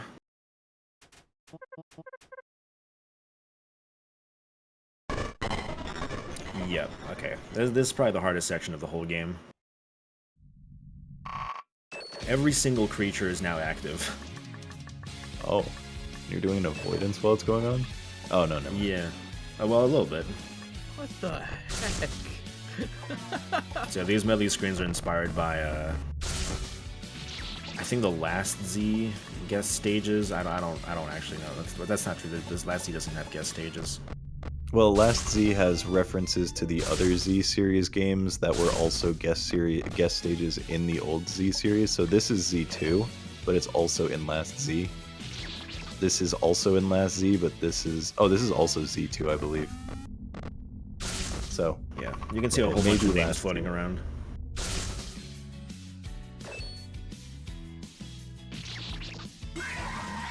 Oh wow, yeah, no, it's like a ton of different guest stages all at once. I didn't even realize. That's sick. Yeah, this is the big finale of the FNAF section. So this is Z3, Sasanoke and Hamiyara. That's Z3.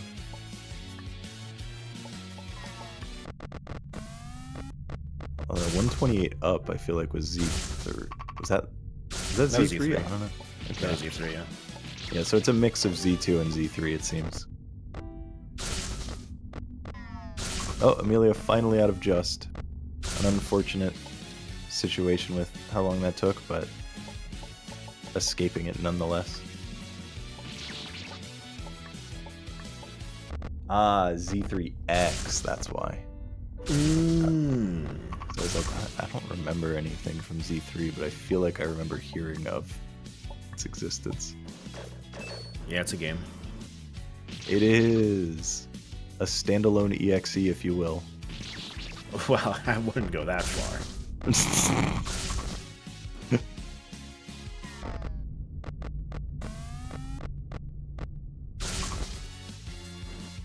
Yeah, there's a lot to take care of here. I think, by my notes, there's either 7 or 8 creatures just roaming this camera section. Good lord. This looks extremely difficult. It is. This is definitely the hardest point of the game. I think this is the last screen of the medley screens. The last Z, if you will. Oh, yeah, sort of.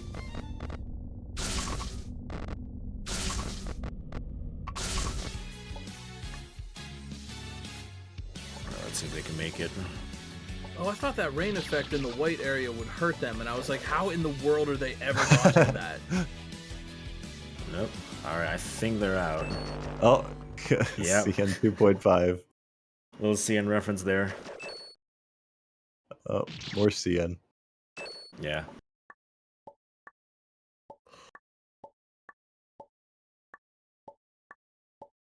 I guess it's also CN too. Damn. Okay, I think this might be the final boss.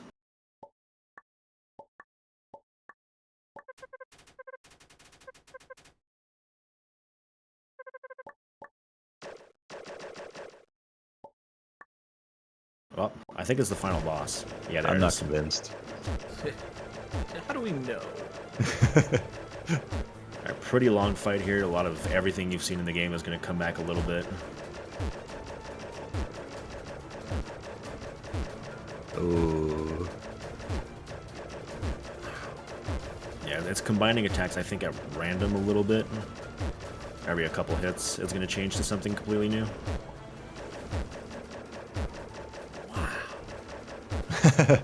I'm really impressed, man. Wow. These patterns are outrageous. This is huge skill. I really value that it gives you HP. I just feel the need to mention that. This is really cool. All the different references and stuff and the way the attacks are coming together. This is really, really cool. Masamari on our last hit, but so is the boss pretty much.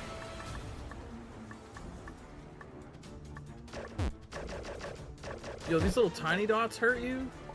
Yep. Yeah. Buddy. Oh my gosh. You gotta keep on spinning with the game. Buddy. Alright, Night 5 for Amelia, so also it's still only really one night behind when you think about it. And I think that's it for Mosamari. Wow, that was GG, awesome. Mari. That was really, really cool. GG, man. Yeah. And GG especially to the hot dog.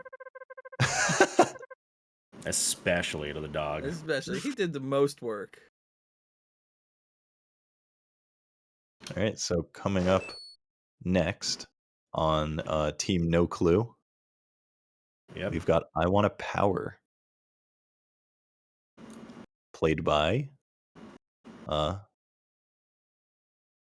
is it Echo Mask? I believe Echo Mask is Team No Clue. I believe it's also Echo Mask. I'm gonna have to deafen again to get the audio sorted out. All good. Yeah, there's Echo. So, Echo Mask, a very good player. Just a great guy all around, and someone who has shown himself to be quite a talented speedrunner as well, just by virtue of being a really good player who's like really consistent. So this is I Want a Power. This was made for the I Want a tourney. I can't remember if it was the first or the second. I want to say it was the first tourney. This is made by Wonderful, and Power is kind of like a bit of a Metroidvania, in that you have abilities that prevent you from going places. So you can see on the first screen there are some vines over to the left, and you might think, oh, why aren't they just going to the left? And that's because those are like poison vines.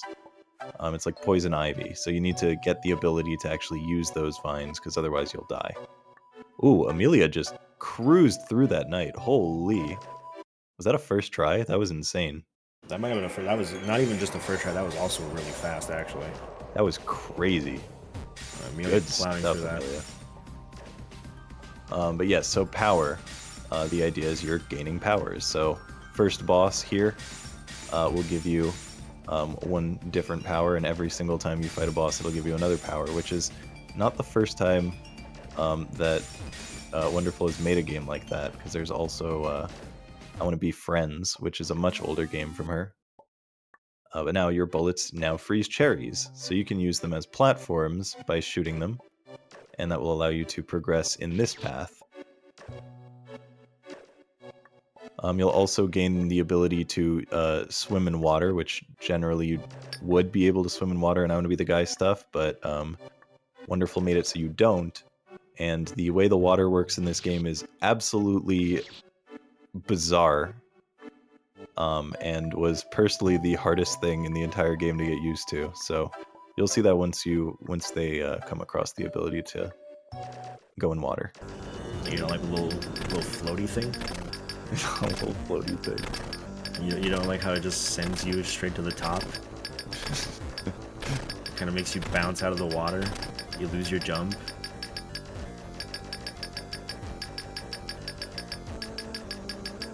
So I believe this guy, this golem, is the one that gives you the water ability, right? For just a second, I thought you were going to say Golem gives you the precious. It's true. This might be a ring. This might be a ring, actually. I don't know. I think it's the ability to go in water. I don't think it might be. I think it's the ability to sink in water. Weight of the Golem. Press X to activate. So, if you've played Ocarina of Time, or at least know about it, basically you've got the iron boots that will make you sink down, and then you take them off to go back up. So you need to actually move and like control yourself while also being able to turn the weight on and off. And the speed at which you go up is consistent, but there is a bit of a like acceleration. Oh, that's a funny reset. There is a bit of an acceleration to it at first that actually takes some real getting used to. This is some more cool level design of just kind of wrapping around these rooms and getting like ultimate utility out of what's on the screen. I think that's so cool. Absolutely. Yeah, Wonderful is a very, very talented designer, and there's, like I mentioned, this is basically a Metroidvania, so you're going back in on itself constantly. Amelia onto the final boss, just crushed the final stage after crushing Night 5. Or, not final boss, final stage after doing the... Sorry. Yeah, if it's final platforming section, now we're into the final FNAF section, and then it's going to be the final boss. There you go. Thank you. I gotcha. I know how confusing it is myself. It's pretty rough. Yeah, Amelia definitely is still speeding up. If they first try this night, it's really not that much of a difference between the two teams at all. Especially since the other player for power is Pluto, and Pluto an extremely talented player. So Pluto known for decimating. Yeah. So once she gets her hands on the game, there is a high likelihood that it will just be destroyed. Echo also very good, but it's just it's a different league. Yeah. Also, this boss in the original I Want a Tourney was kind of the fan not favorite, in the sense of everyone really struggled with this boss. What are you talking about? Oh, there were so many people who like, I swear there were multiple people who actually quit on this boss when doing the first tourney. That's possible. For the record, I won the first tourney, so I'm just being mean. Oh no, I mean, I didn't struggle with this boss, but I know that absolutely there were people who did. I sound off in the chat if you struggled. The insane reaction time test with the vines from the bottom. Is it that you just, I don't know. If you treat it like a reaction time test, it will be. I think you just want to like jump a little bit ahead of time. Yeah, that's what I did. Avoidance Hall of Fame players when there's something that isn't a reaction test. How do I make this a reaction test?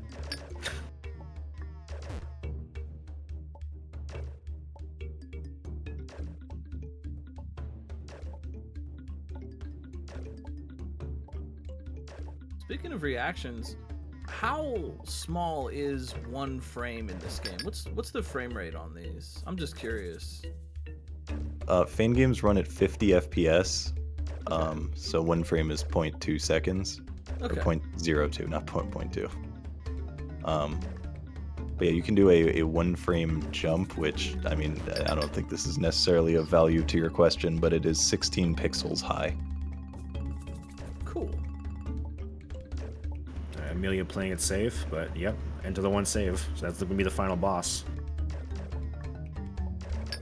Amelia just really crushing this whole final section. And Echo really struggled with the plant boss, which, as we talked about, is the single hardest boss in existence. So. And now, Echo has the ability to jump off of the poison ivy vines. So now we will be going all the way back to the first screen to go to the left path. I Want to Power is a relatively short game, but it is not the shortest one because we had Tanuki. Yeah. I think of these, well, it would be probably middle of the pack. I think speedrun of power is about 25 to 30 minutes, which would be like slightly longer than Orcus. Perhaps. I don't know how Stardust fares against that. Stardust is, you're looking at like 40 minutes. So. Gotcha. Although Nambo has been pulling out just absurd runs recently, and apparently Goob's PB'd not too long ago, so they're both in like 37, 36 minute range. Ooh. So it could be a real good finale.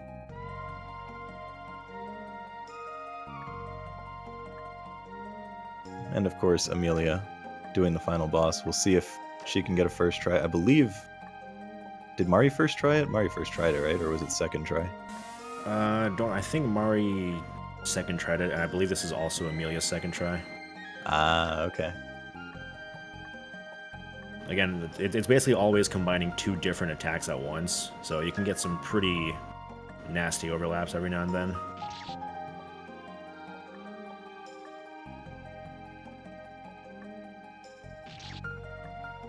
Yeah, Echo out of the first kind of free roam section, if you will, even though there is a pretty set order to doing that area. And this stage connects basically the first and second hubs. Amelia, I believe, is on 1 HP trying to do this circle thing, which Mari was also in the same situation, so we'll see if both of them can clutch it out with the 1 HP finale. Ooh. Playing it safe. Smart. Yeah, playing it real safe. Oh, debating playing it not safe there, but still went for the safe strats. Nice. Alright, and that is going to do it for Amelia. Again, it's not that far off, only a handful of minutes. Yep, and Echo Mask is into section 2, where there is a push block puzzle section on the left, and an entirely different section with different mechanics and stuff on the right, which you will use to access a door. So with this, Pluto will be hopping in on Team No Idea. Why is it that on the right they can pass through some of those squiggly lines, but not others? So the button that you see in the top left, the green square, that determines whether the lasers are on or off. So when they're red, the more like rounded one, that is when they are active. Okay. The gray ones are the ones that are off. So you're pathing it around in a way that allows you to go through the gray to then hit the button to swap it back to the other polarity. So that way you can progress with a different set of directions. Okay. Normally it would be yellow and gray, as opposed to like red and like almost black. But because the background is yellow, I feel like Wonderful decided that would be a terrible choice.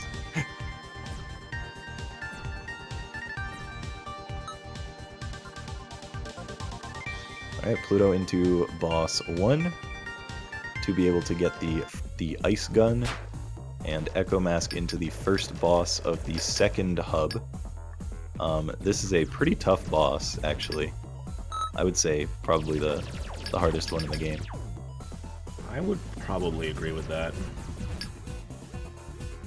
Some So people this might say the big kid fight is a little harder, but it's not a problem. I know some people like really struggle with the big kid fight, which, you know, firm handshake. Nah, what are you talking about?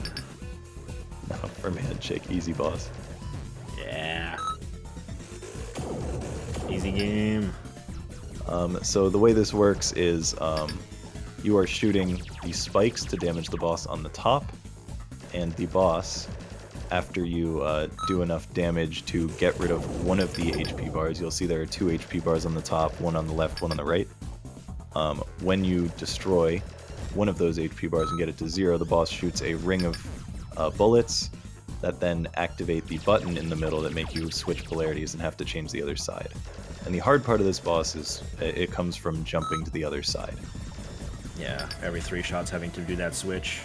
And those bullets that the boss shoots, not only do they hit the button, they can also hit you, so you do need to be ready to dodge the bullets as well. It's a pretty tricky jump, honestly. Echo Mask playing very safe, waiting for an attack that he feels comfortable switching sides for, and that was really close. That was uncomfortably close. I would Yeah. absolutely not have done that. Really cool boss. I like that one a lot. Caught the platform, that was nice.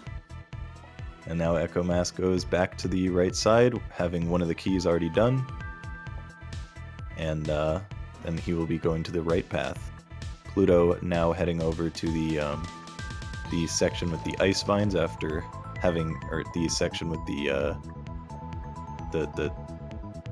poison ivy vines. There we go. After having done the golem, so we'll see how she fares with the impossible reaction test boss. It was crazy. While Echo was doing that boss, I'm pretty sure I saw Pluto go from one boss to the next, and I genuinely didn't even see the platforming. I'm not gonna lie, I literally had the exact same experience. I was like, oh, they're on the first boss, and I looked away for a while, and I looked back, like, oh, they're on the second boss. Yeah, that was the exact experience I had. Again, as mentioned, Pluto, possibly considered just the best player in the entire Western community. Extremely likely. Extremely likely. There aren't really that many options, and she is just in a league of her own. Yeah, even if I've like won some battles against her in like Fangame Adventure Speedrun tournament, like I'm still sitting out there like, yeah, I would get Shrek'd. Echo Mask. Absolutely. Thank you for catching on to that subtle reference. Oh, my pleasure. No, the pleasure is all mine.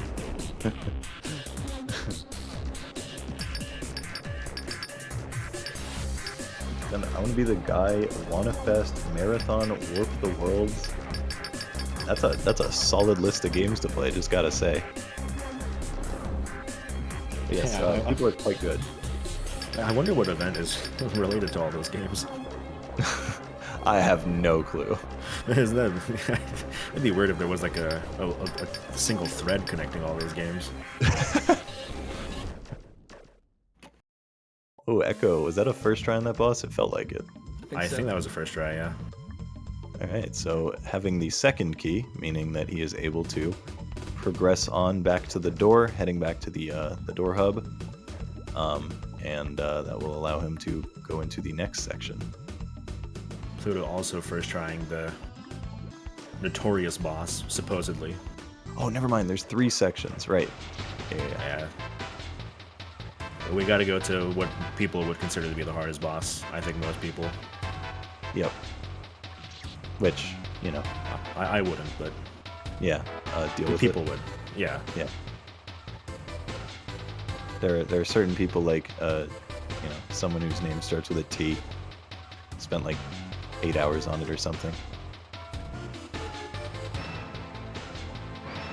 That is true. I forgot the first one had some pretty crazy clear times. A lot of dedication from some players. Hella dedicated. I think it's cool they put the Fangame Marathon logo in this screen on the right. Nice I little know. Yeah, really We nice got shout out. a single thread connecting all these games, huh? So, the way this works, it is a big kid fight, which if you've never seen those before, there is a big kid and you fight it.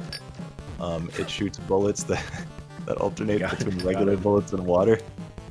And you are aiming to shoot at the boss while also dodging projectiles that bounce around the screen and target you and stuff. Apparently when you shoot the boss, it shoots back. Now, the thing that makes this one particularly weird, and why a lot of people struggle with it, is because if you saw before, the water temple boots, that means that you are not taking these on and off, because it's just not worth doing it that way. So instead, you are sinking down and then going back up every single time, rather than being the person who controls all of your jumps the whole way. So because of that, it allows you to actually, or it forces you to just float on every single one of them and plan out how you're going to be moving up and down. Solid first try from Echo, though. Yeah, really good stuff. A couple close calls, but ultimately a close call is just a close call. So Echo now heading back to the door, that I had previously mentioned that he was going to when he was not going to it.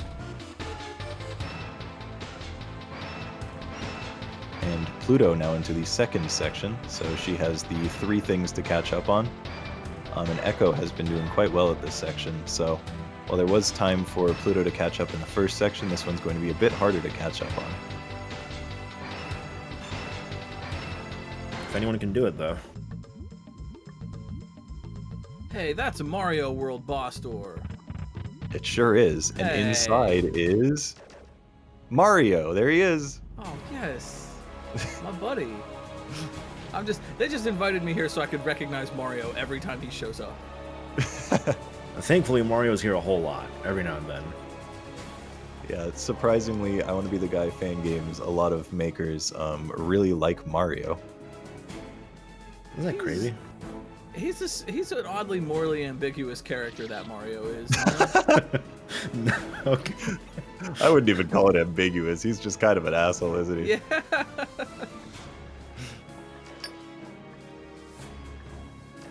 Alright, so Echo Mask is in the Guy Tower. This is a reference to the original I Want to Be the Guy. The tower is shaped like this, and Wonderful has a deep love and obsession with Guy Towers and includes them in basically every single one of her games. So this is her Guy Tower for this game. Again, just making use of all the abilities you've earned up until now. This section like owned me because like the slow like acceleration upwards was just obliterating me repeatedly in this part. Yeah, you go down a lot faster than you go up when you make the switch. Damn, Echo first trying that, really nice. Really sweet movement. Yeah. Wonderful is just generally very good at making smooth platforming. Pluto into the orange cherry boss, the Justice boss. And we'll see if she can get a first try out as well.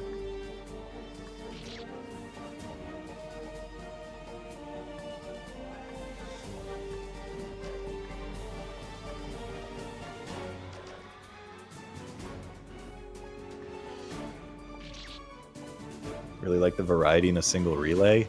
Yo, we do too, and this has been a goal for a long time, so we're really happy we actually got other people who were able to do it and willing to do it. So, shoutouts to the runners. Yeah. Thank you for playing, as they would say. What's going on with the bullet on Pluto's screen? I think that happens when you shoot a spike after the boss dies. I don't remember, though.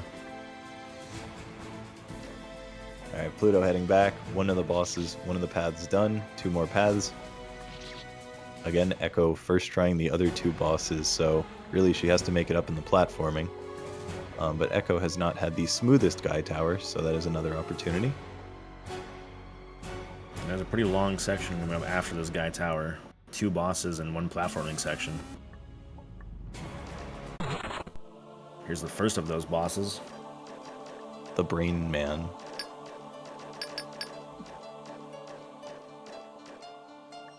I would love to remember what this guy's name was. I'm sure it was something pretty funny, but...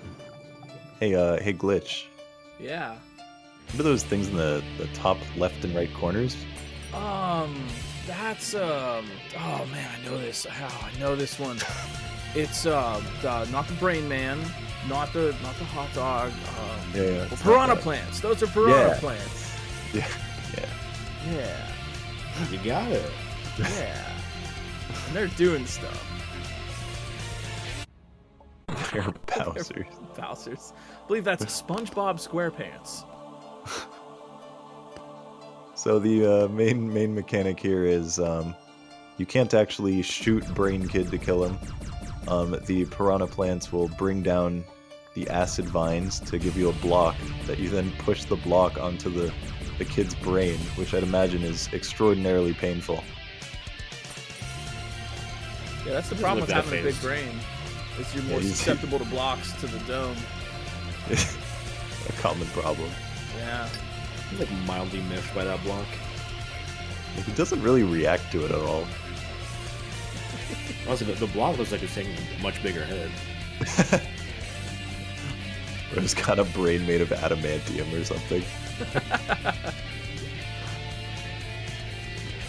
Yeah, it's just adamantium brain man, which is not quite it's trademarked.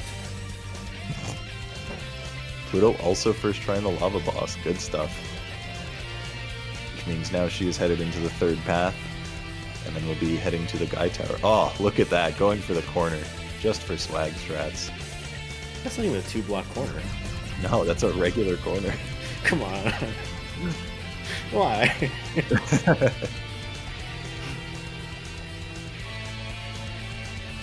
See, she won the moral victory just because of that. I would consider doing a corner for the heck of it to be pretty immoral, but... I think you might be in the minority. I'm sorry, Cosmo. Oh, heck.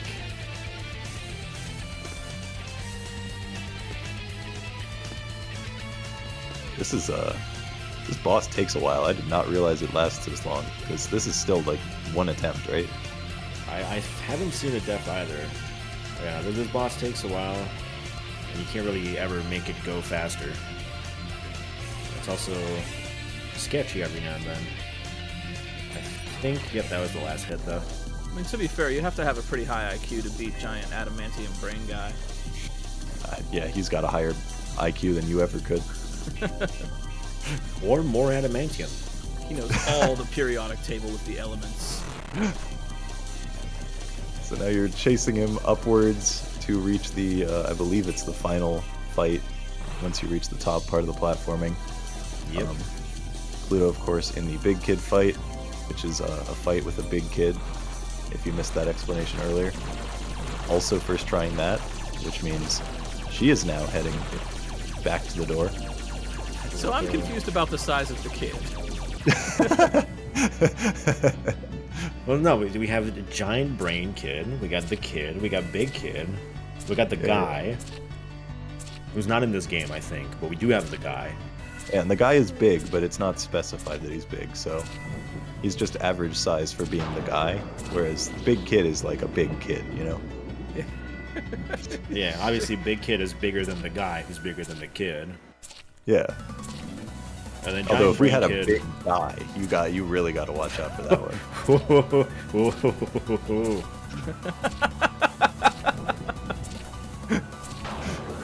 So the mechanic here is there is a storm cloud at the top that will follow you. You have to dodge various attacks while waiting for the storm cloud to... Whoa! How did Echo not die there? You have to dodge things and then trigger the lightning to spawn, to then zap Brain Dude in the brain. Although I guess it's hitting his entire body, not necessarily the brain, because, you know, it's lightning. He's one big brain, actually. Ah, he's just made of brain. Your nervous system goes through your whole body, so every time I stub my toe, I'm like, ow, my brain. Oh. How can I watch Rick and Morty now?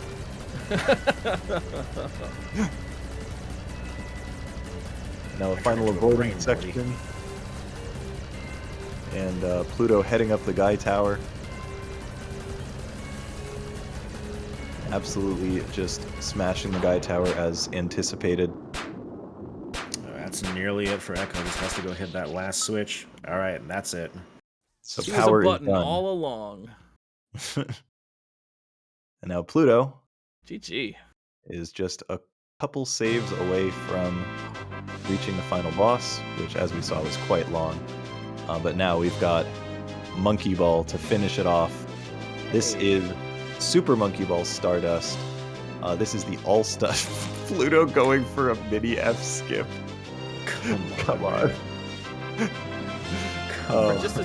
For just a second, I expected the kid to show up on the Monkey Ball screen because that wouldn't at all be out of place given what I've seen today.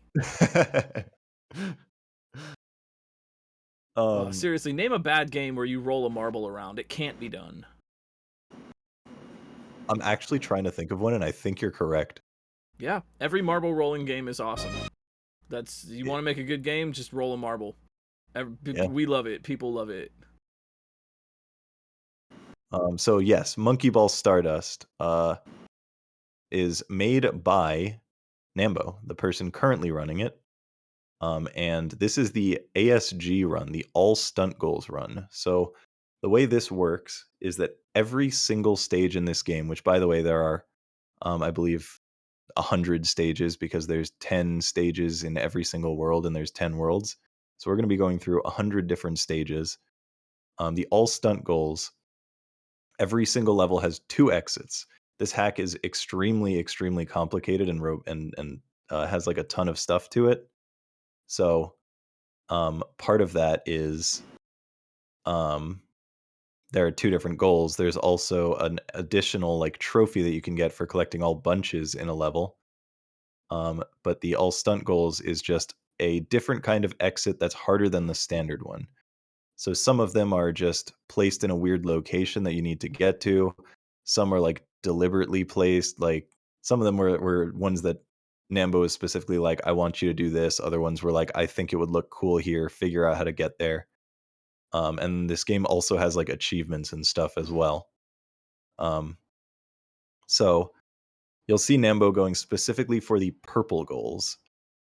So you see there's a blue goal there, and we are just ignoring it. So every single strat here is specifically designed to go for the purple goal. Yeah, this hack is enormous. I love the part where they just bounce around and throw the monkey ball in random directions and then hit the goal. Classic. Yeah, one of the best things about watching Stardust is just that the control you need is so impressive for the air as well as like the ability to like freestyle and adapt and everything that you'll see them just fly somewhere and have no idea where the actual exit is, and then suddenly, oh, the exit's right in front of them, and that's where they're heading. Ooh, yeah, Klein bottle dunk. Man. That is an extremely rare thing to get, and I'm sure Nambo is happy about that one. Yeah, it just kind of looks like random flailing, but I know it's not. This is highly skilled gameplay. It's just like freaking chaos. I love this. Yeah.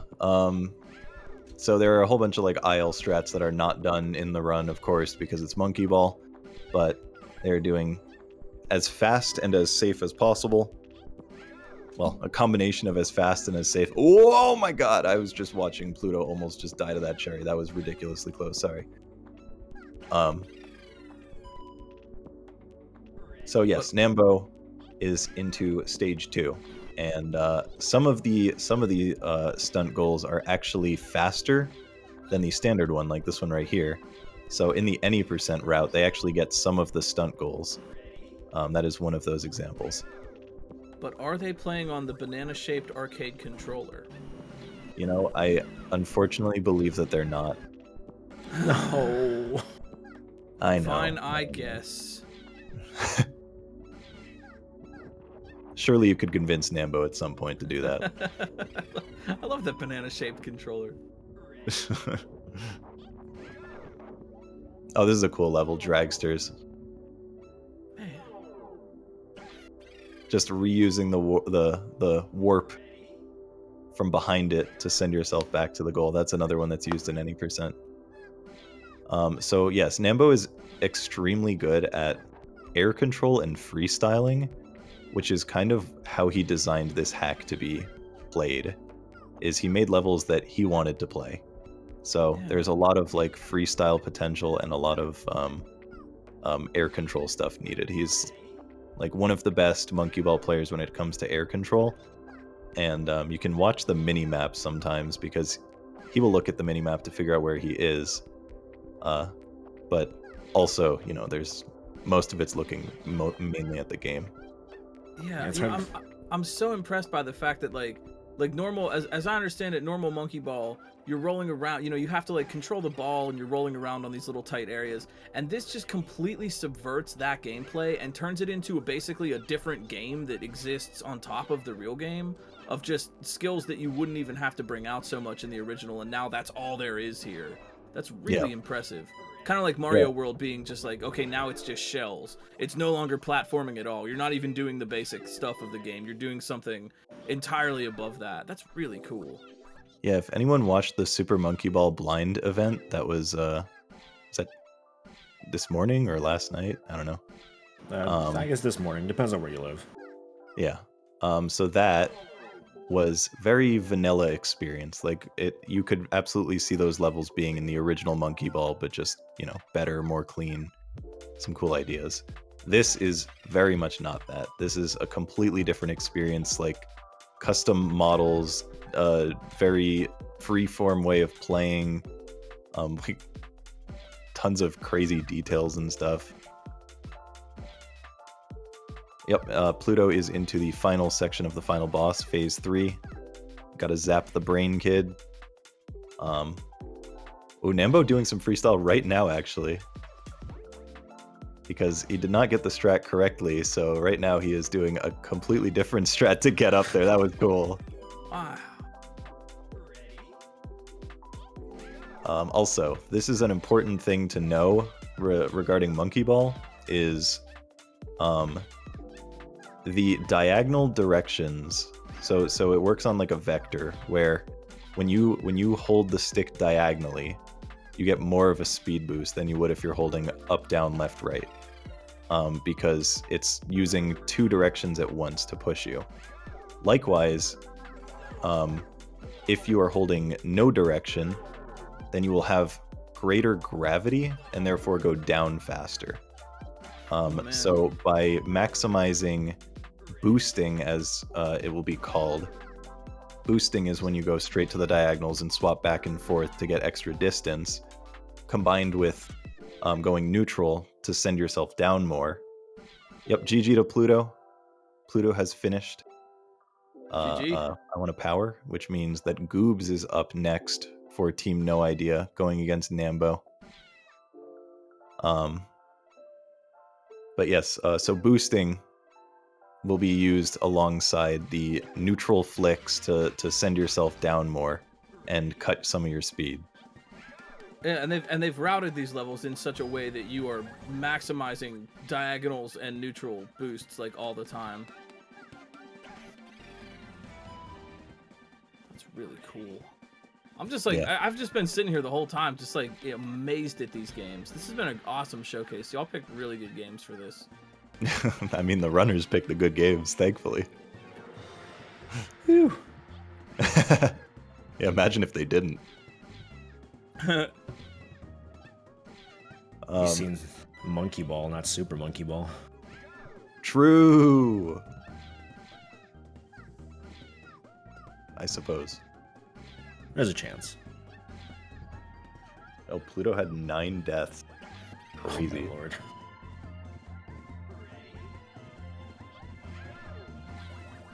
All right, so, I was gonna say something and I forgot what it was. Perfect. Monkey. True. Ooh, banana.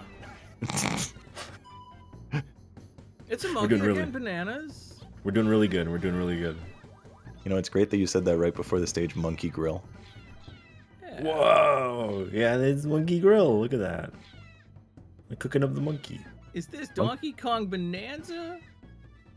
Monkey Grill used to be a large sticking point for Nambo, but he has since gotten like way more consistent at it. He's been trying to do ILs recently to get like really good at it and get some crazy times, so I'd assume that has helped with practice.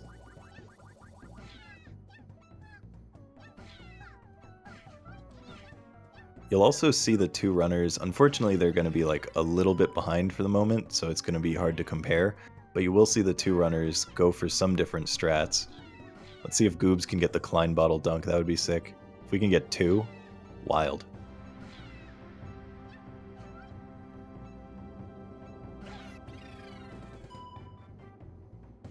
Ooh.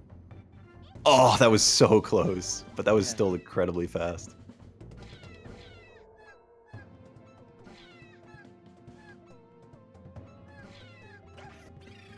So I noticed both runners are going like really, really fast all the time, naturally being a speedrunner. But are they preserving speed, or is that just a function of them very cleverly doing those diagonal hits all the time? Is there another mechanic that gets them speed? There's a combination of that.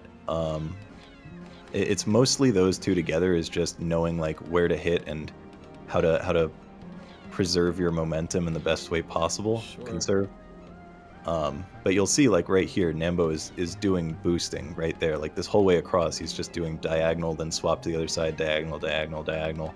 And that's just for that extra little bit of speed, just to boost forward. Yeah. So I'm assuming there's a cap on the speed you can get by doing that. I'm sure there is. I don't know what it is, but I'm sure there is. Right on. I think if there's a cap, it's kind of a little bit too high to actually come up in 99% of scenarios. Yeah. Because you're losing speed from like small amounts of friction when you're on the ground, or I'd say it's mostly just that there aren't really levels that allow for you to just reach like an infinite speed. sure. I guess at some point when you're switching from one diagonal to the other, you're gonna lose enough speed that it kind of balances out. Yeah, that makes sense.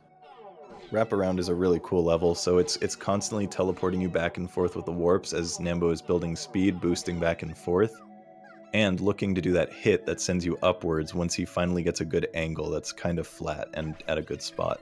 That sends you all the way to the top to get onto the warp on the outside. And so many times already I've just been like, oh no, he's just flying off the stage. Oh no, he's fine. Oh no, they screwed up. No, they didn't.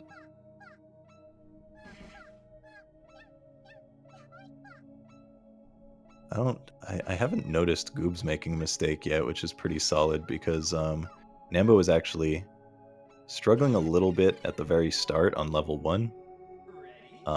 Which, you know, it happens. I do feel like Goobs has at least catched up a little bit. Caught up. Yeah, we'll see if Goobs can do the panpipe strat without needing to do some freestyling.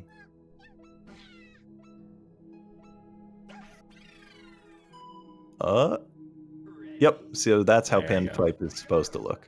So Nice. saving a little bit of time just on getting that strat correctly.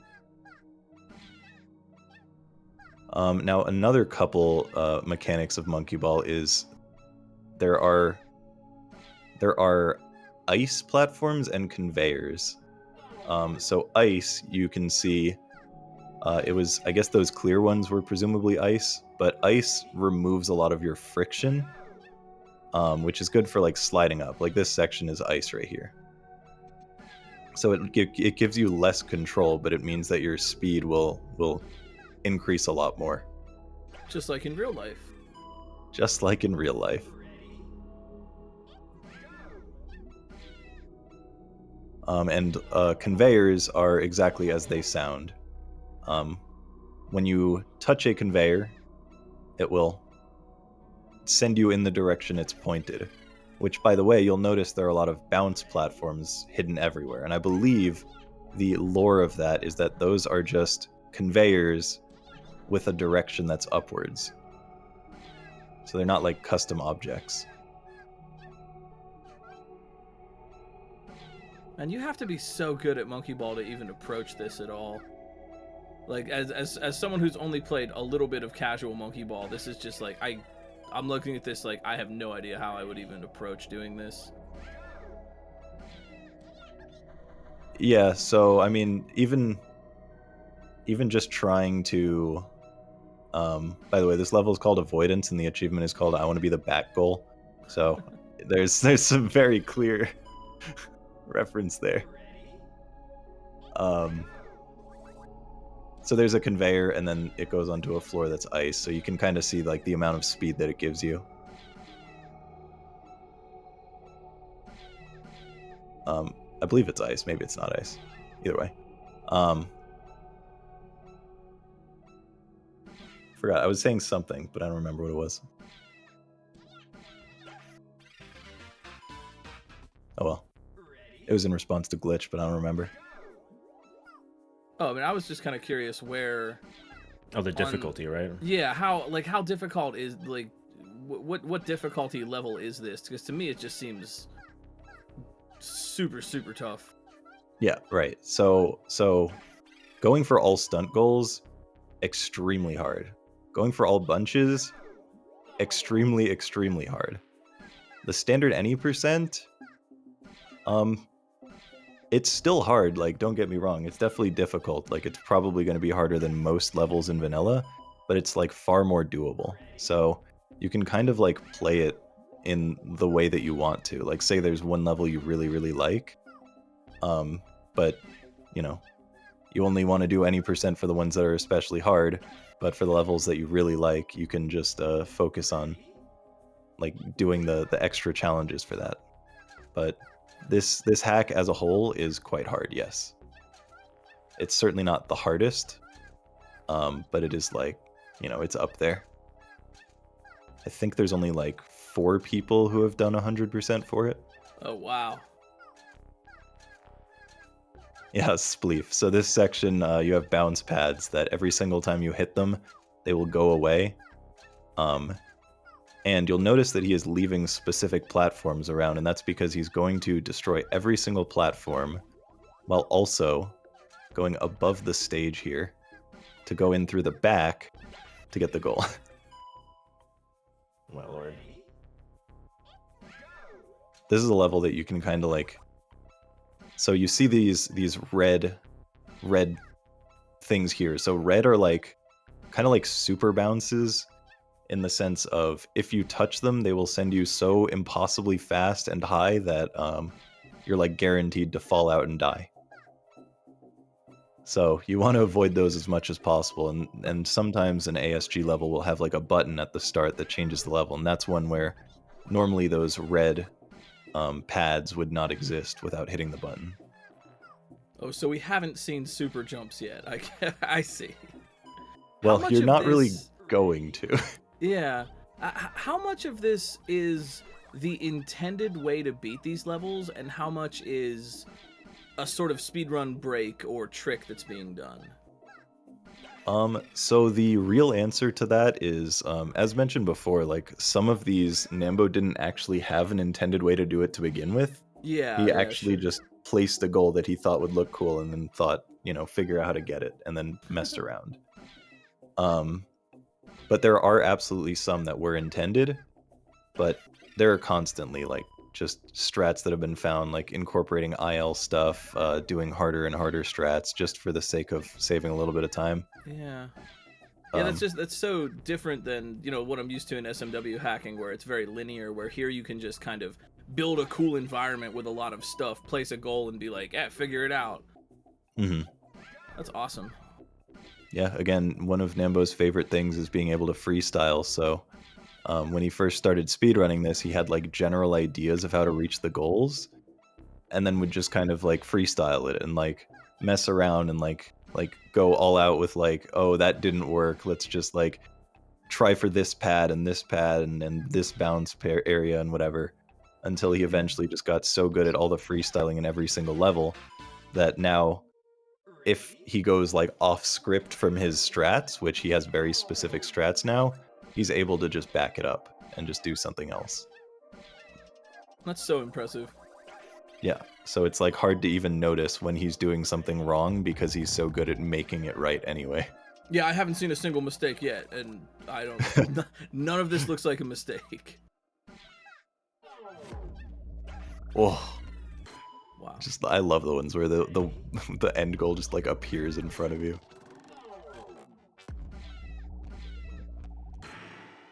You know, this background on Nambo's screen reminds me of those trapper keepers we all had in the 90s. you know what I mean? With the geometric shapes. Yeah. Love those.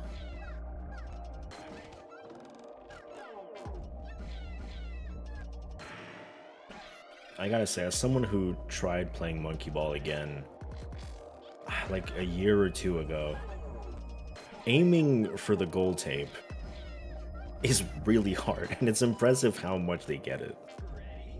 Yeah. Especially since the party ball is actually controlled by your stick direction. So in the same way as like the whole world will move, which I mean that's just a visual thing. It's not actually physically moving. It's just moving based on your stick. In the same way that it'll move the monkey, it will actually also move the party ball. So sometimes there will be some intentional party ball manipulation where like before going towards the goal, they will move the stick in a certain way that the party ball moves out of the way, like moves like to the side or backwards or whatever, because if it swings outwards and you're trying to go in, they can just push you out of the way. That monkey in that ball is having a time today. Yeah, which for the record, both players opting to go for a different monkey, which some people may wonder, is there any difference? No, it's all visual. But some people prefer a different one, like monkey players or baby players might prefer that it just blocks less of the view.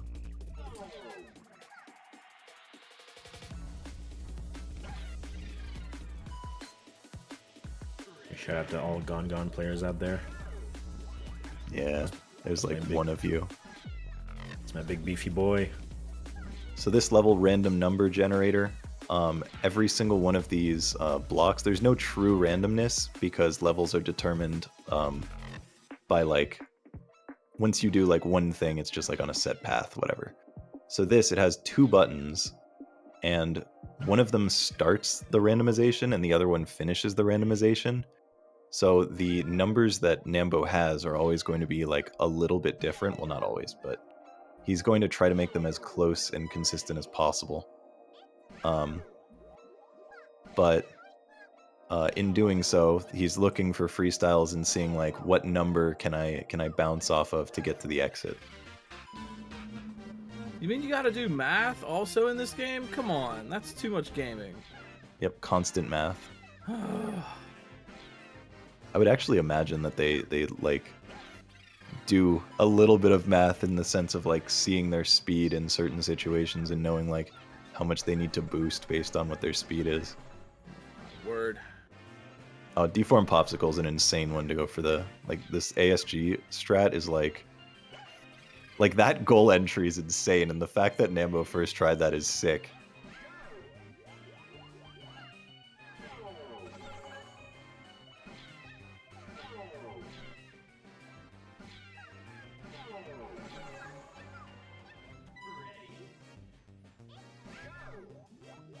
And Nambo having a bit of a retry. I did see him do like a kind of a weird strat in practice when I was watching him yesterday. I don't know if he is trying new strats in general or if it just kind of like okay. Did the bananas yeah, no. actually do anything for you, or are they just tasty? So they get you score. Oh, points are awesome. Yeah. It definitely basically tasty means too, nothing. Yeah. They Does are anyone tasty. play for high score? Is that not a thing? There are score players, yeah. Cool. So there's one specific level in this hack, scaffolding, that you will see much later, that getting the bunches alone, like all the bunches in that, is extremely, extremely difficult. However, Eddie, who was the person who won the Blind Monkey Ball event and is in general just an extremely good player, scaffolding is his favorite level. So Eddie was trying to route out max score for scaffolding, like the highest score you can get, which is getting all bunches, all bananas, while also trying to do it quickly because your speed plays into score.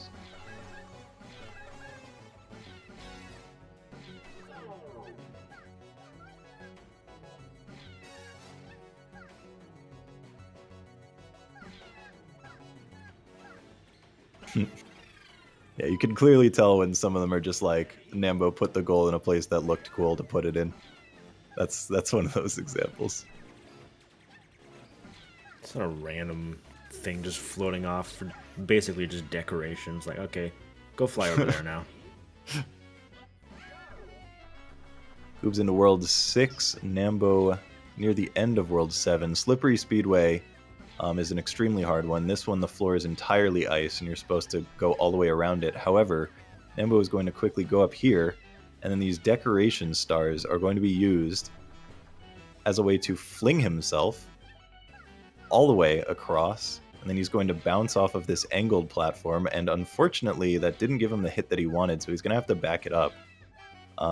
Maybe you'll be able to see Goobs do the proper strat later, but Nambo still, as the freestyle king, absolutely just still smashes it and finds another way to get in there with like almost no repercussion.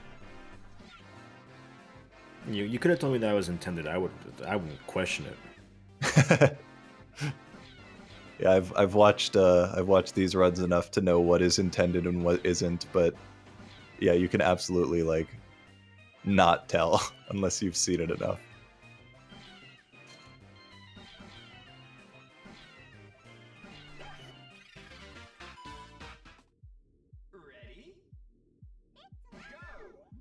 Only 30 levels left for Nambo. Yep. Into World 8. I love the way this level looks. Also, let's see. Goobs doesn't go for the wacky strat on currents.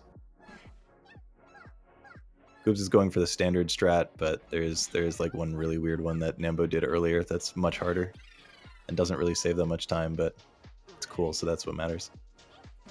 Oh, so leaning tower. So when I was talking about the fact that you have like angles, like you can boost on the angles and then go neutral to give yourself more gravity, there are some times where these wormholes, you can essentially infinitely go up in speed by going for angles when going up and neutral when going down. This situation, he is doing that. However, this specific level was built such that the one in the back has it's slightly lower down, so it's a bit of a cheat, but Nambo is still making use of the neutrals and the diagonals to give himself even more height and speed compared to what it would normally give you just from going into the wormhole.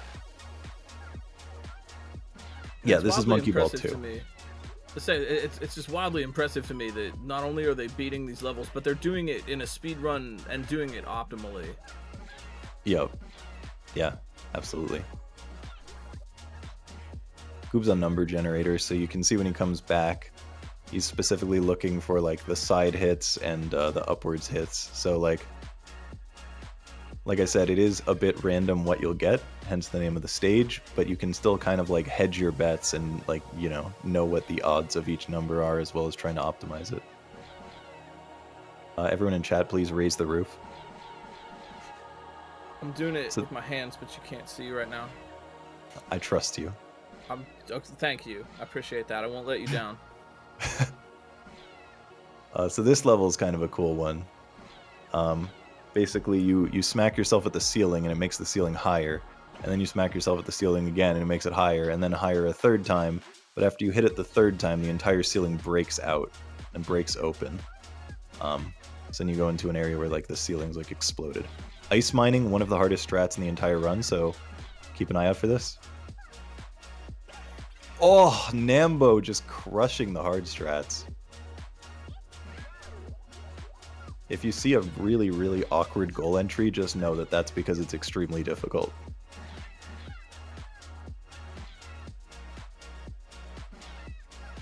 The nuance of control here is just like honestly blowing my mind. Yeah.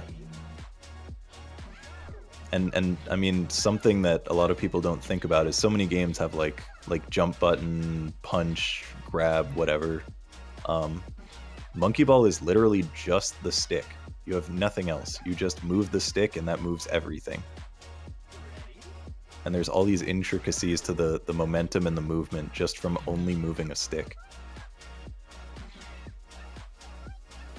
Yeah, because like as a SMW Kaizo player, I'm familiar with levels that I'm playing and I understand, and it looks to me like it all makes sense and I get it, and oh, I missed that little jump or whatever. And then other people watch it and are just like, I don't even comprehend this. And then I look at something like this or I Want to Be the Guy or High Level Celeste, and it's just like, is this what Kaizo looks like to people that don't play Kaizo? Like, this is what you're looking at? Because yeah, I get it. Like, it's amazing. They just fly around and everything goes correct, and man, I'm so impressed.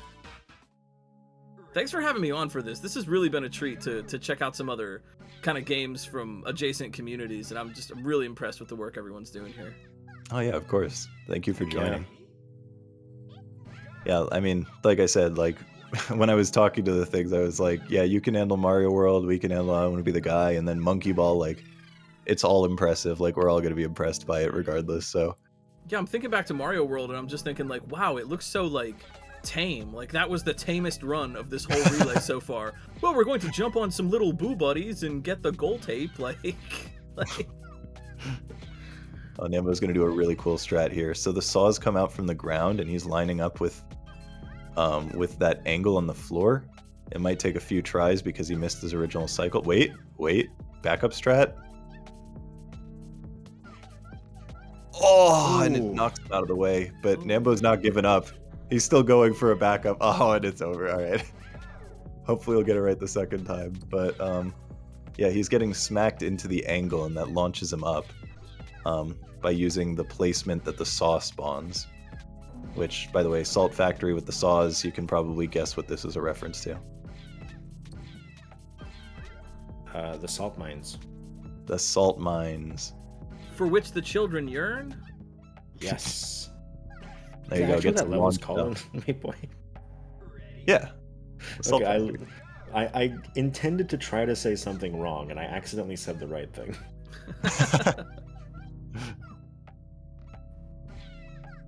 All right, let's see if Goobs gets the correct slippery speedway strat, because Nambo had a struggle there. He might actually be going for older strat. Let's see. So hitting the angle. Oh, interesting.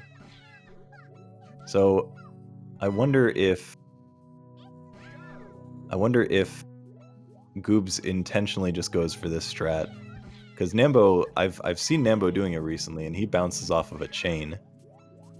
So I wonder if Goobs always does this strat and Nambo just did it as a backup, because it didn't look like Goobs was doing it as a backup at all.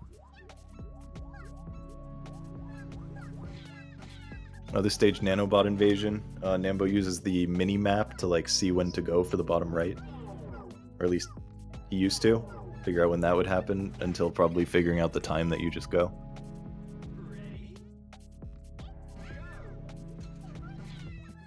And now you have a stage that's really cool in that there are two different versions of the stage on the left and the right, and they kind of slide in and replace it. And again, you don't want to hit the red ones, so he's specifically bouncing in the areas that are red when they're purple or green. But it's swapping back and forth which ones are safe and which ones are not safe. So you can see just there's so many different things you can do in the Monkey Ball engine despite the limitations with just having like an object that moves along a path. That was the chain. Oh, nice. I wonder if Goobs is listening to me. It's like, fine, I'll Fine, show you the it chain. off.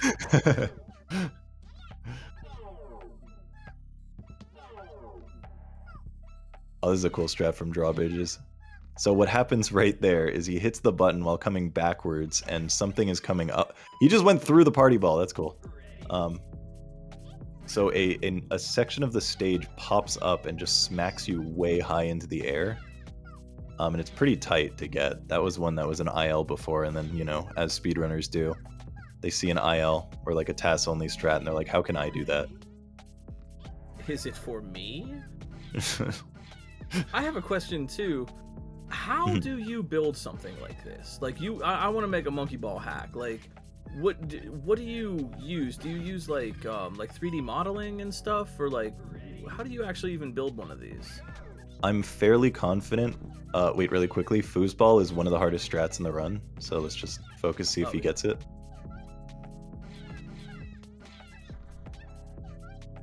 Oh, wow. Insane.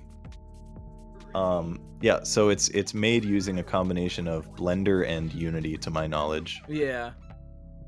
Unity. Huh. I believe Nambo uses Unity, yeah.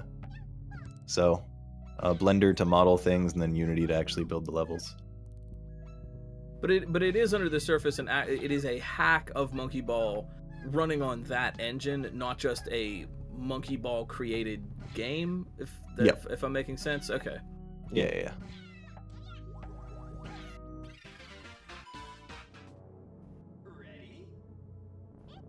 All right, Nambo into stage 10 with Goobs in stage 8 or world 8, world 10. Chad Shooting is telling us stars. that it's literally only Blender. There is no Unity, only Blender according to Nambo. Okay, wow. All right, well, there you go. You're owned. I thought you at least use Unity to like place the assets or something, but I guess not.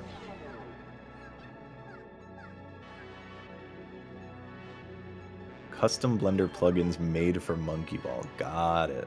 That's awesome. That goes so far beyond just rearranging aspects of the original game. Oh, Nambo missing shooting stars. One of the longest stages in the run and also one of the hardest strats. Just right at the end missing the goal entry, which that gives us an opportunity to look at it again since we were distracted. Just look at the way that he is straining for these using boosting. So you can see if you look on the top, you can see his stick, and you can see when he's going for neutral and when he's boosting, and like the amount of air control he's doing, just to twice. Quickly look at Goob, see if he can get ice mining again. Really, really hard strat. That look good. Nice. Oh, both of them nailing ice mining though. Both extremely good players. All right, Nambo once again going for the goal entry on shooting stars. Oh, sailed right past it. Not looking good. Lock in, Nambo. Or alternatively, lock in Goobs. Yeah, Goobs, get it. On Chakrams, the end of World 8, while Nambo's at the start of World 10. Nambo another shot at the ending. Ooh. Oh! Wait. Not over. Bounce straight up. Oh my god! Okay, No. that one was... That's rough. If that backup would have worked, that would have been... Yep, there is beyond indeed bonkers. a stick visualizer. Both of them have one. So you can see their exact angles and what they're doing at all times, which is, I mean, as you can see, they use like notched sticks. I'm pretty sure both of them use GameCube. Maybe? No, wait, do they? I don't think they... I'm not sure. I'm actually not sure what they use for controllers. If it has notches like that, it's probably GameCube, right? Well, I don't know if their controller actually has notches or if it's just like, you know, that's the visualizer has notches.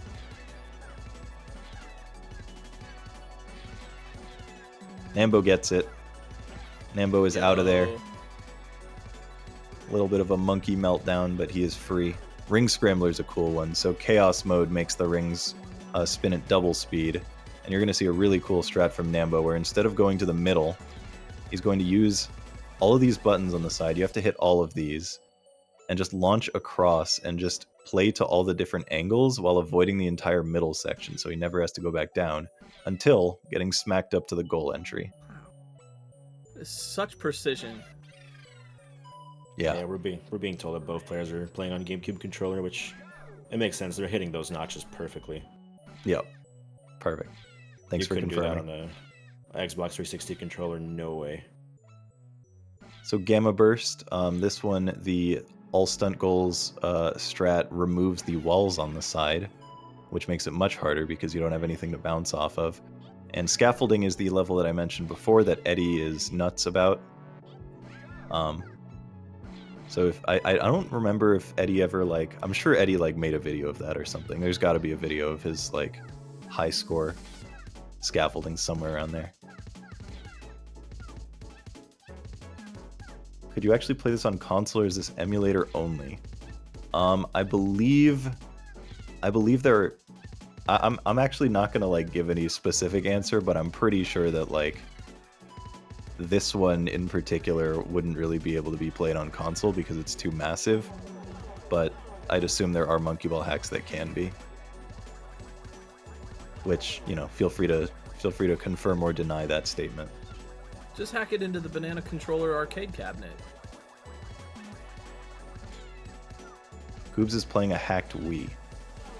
Oh, Wii Virtual Console exists. Right, I forgot that exists.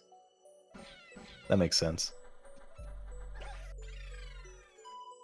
Give me a homebrew.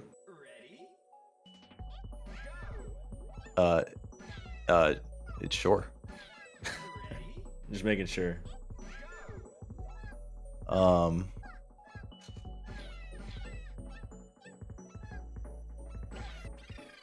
Goob's going for foosball. Let's see if he gets the strat. And then Butterfly at the same time. Looks good. Nice, Goobs. All of them are nailing the hard strats. So Nambo on Butterfly. So this one, you will see that if Nambo cannot get up to the goal, but I think he's good. Yep. So that's a situation where if he can't get up to the goal, he will do that thing that I mentioned with the diagonal boosting followed by the neutral to get up higher. This stage, White Dwarf, one of my favorite stages in the hack. Unfortunately, you don't get to see literally any of it, but it's a reference to another Monkey Ball hack known as Supernova, which is considered to be the hardest one. I think this is the last stage now. It is indeed the last stage, going for a really tough star hit, followed by boosting to hit the star in the corner, to launch to this far corner. And then you can see the star has like a timer on it, so that is for ASG, and that is time. Nice. GG. So with that, Team No Clue has completed it. That was so cool. Man, great job. Like, that was absolutely amazingly fascinating. High skill. That was great. Like, dang, that was awesome. This whole run is the equivalent. Really It's like you're shooting a dime with a bottle rocket across a football field and nailing it every single time. That's amazing. Like, I'm super impressed by all of this. Great job for all these runners. That was really fantastic. And then Goobs should be coming up soon on the trails. Yeah, managed to. I mean, pretty good effort trying to catch up here. Made it back to the same like 10 levels basically. Yeah, honestly, just everyone played amazingly in the relay, which, you know, you'd hope to be the case. It hasn't always been the case, though. Let me tell you. That was a good year for sure.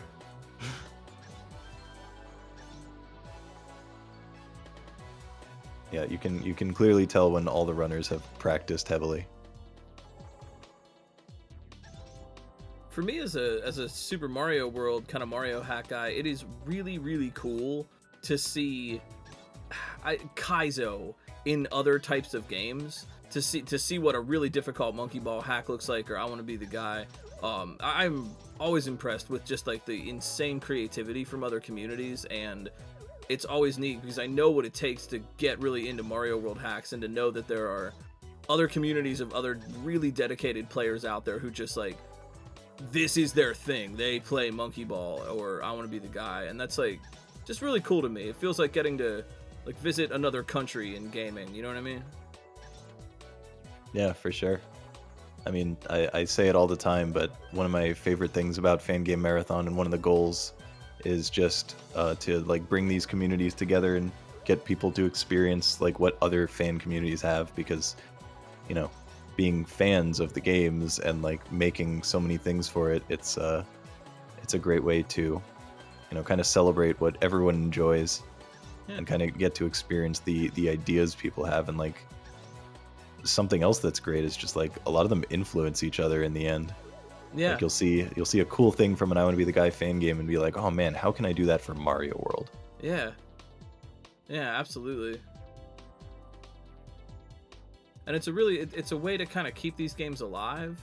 You know, I mean, how much, no shade on vanilla game runners, but how much are we going to run a very optimized, you know, Mario 64 or original Monkey Ball or something? And this is a way to like preserve that legacy of games and like just take the physics engine and play the physics engine like an instrument, instead of just the only thing you're going to do is play the vanilla game. I like to talk about Mario World physics as an instrument that you're playing, and that's really seems to be true in these other games as well. Mm-hmm.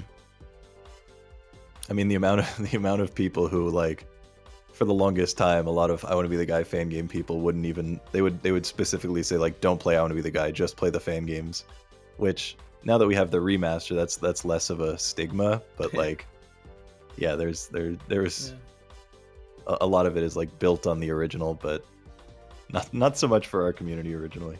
Yeah, there are lots of great Kaizo players who are really, really talented who are like, yeah, I haven't really played original Mario World, like, which is cool. I mean, you know, it's a way to keep old games alive and get new generations of players into it, and that's, I think, an investment in the longevity of our scene and these kinds of communities in general.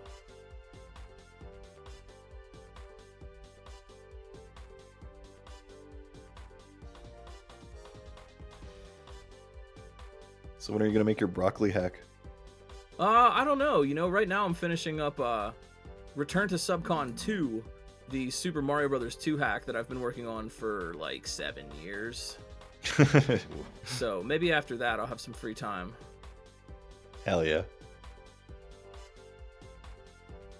Yeah, if you guys haven't seen that Mario Bros 2 hacks exist, the answer is there aren't many of them, but Glitch has made one, and there are a few others. There's a couple others, and we're running a Super Mario Brothers 2 level design contest right now on SMW Central, hopefully to get some more inspiration in. But it's been like 7 years I've been working on this sequel, and I am like kind of done now. We're doing playtesting, we're getting it really polished, but all the levels are built. You can play the game start to finish, so it's been pretty cool. I'll submit that for the next one. Next Fangame Marathon, I'll submit that. Yes. Yeah, Glitch actually has done a run of the first subcon at our event already, so you can It was last year, absolutely right? check that out. That was last I year. believe, yeah. Hoobs and I found that 10-9 strat last night, by the way. I was wondering about that because I was like, this looks like faster than I'm used to, but I thought maybe my like mind was playing tricks on me. I was like, this seems like a little bit different. That goal entry seems like harder. That's cool.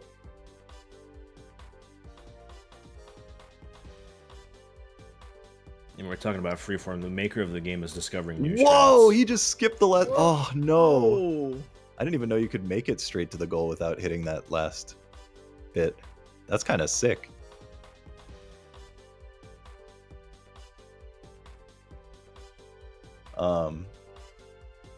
But yeah, the comment of surprised it ended up being decently close. We try our best on our side to like think through the players and the games and like figure out what kind of estimates we can expect from each person and balance the teams based on that to try to make things as close as possible. So it's always nice to see it end up close.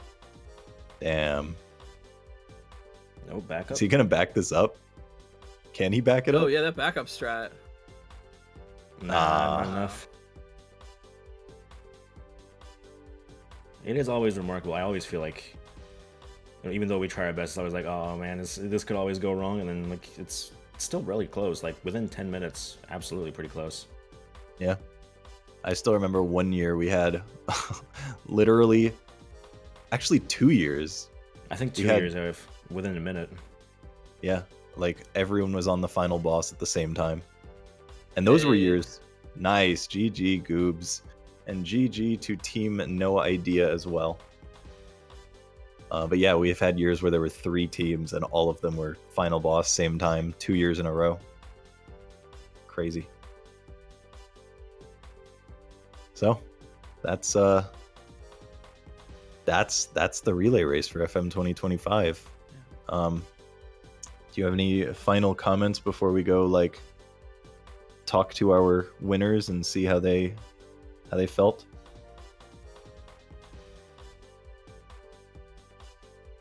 I'm just happy to be here. This was really, really cool to see. As a Kaizo player who hasn't traveled much in other hacks of other games, this was just absolutely phenomenal to see the skill and creativity come out for this one. So thank you for having me. I'm really grateful for that. Of course. Thank you so much for joining. This was fun. All right, let's grab the winner team. No clue. Drag him in here.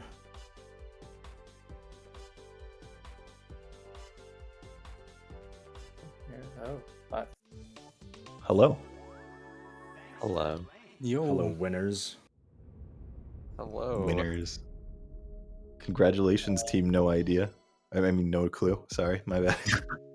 Wow. Come on. Ah, got those mixed up. So how'd everyone feel about your runs? We can start with Orcus. Just kidding, Eva's deafened. All right, let's start with Tanuki. Yeah, it went pretty well. I messed up some of the routing in the beginning, and then I like went the wrong way. I got A like later than I was supposed to, but otherwise it was like pretty clean with all the actual platforming that had to be done. I think video games are good. Based. All right, and we got 7 nights. Mari, how was your run? I feel like the start was good, but then like with the night sections, I do it off of feel, and with the stress, it was so hard to like remember to check at the right times. But yeah, I guess I did good enough. Yeah, you did great. And then we've got Echo Mask with Oh, power. yeah. Yeah, I kind of surprised myself. Like, I was only 1 minute off my PB. Like, during the run, I thought, oh, this is going horribly. But I had some silly deaths where, like, Fat Fingered restart or something. Like, I was mainly afraid of the bosses, but, like, all of those went, like, really well. Especially during practice, I, like, the Justice boss, the one in the, like, colorful area on the left, that one usually, like, kills me way too much, so I played it really safe. This run and that, like, was a huge payoff. Because like sometimes when you transition from one side to the other, he can like do an attack that just like snipes you, so you want to play it safe there. I'm really satisfied with the run overall. And I gotta say something, otherwise Wolsk will frown. I'm good at Fangames. Let's There you go! go. This He's is this done is it! the first time we've ever heard this, I believe. Second time. History in the making. First time was Let's make after it. Fast, where we Yeah. got him to say finally. The legend. All right, and Nambo. Hi. Hi.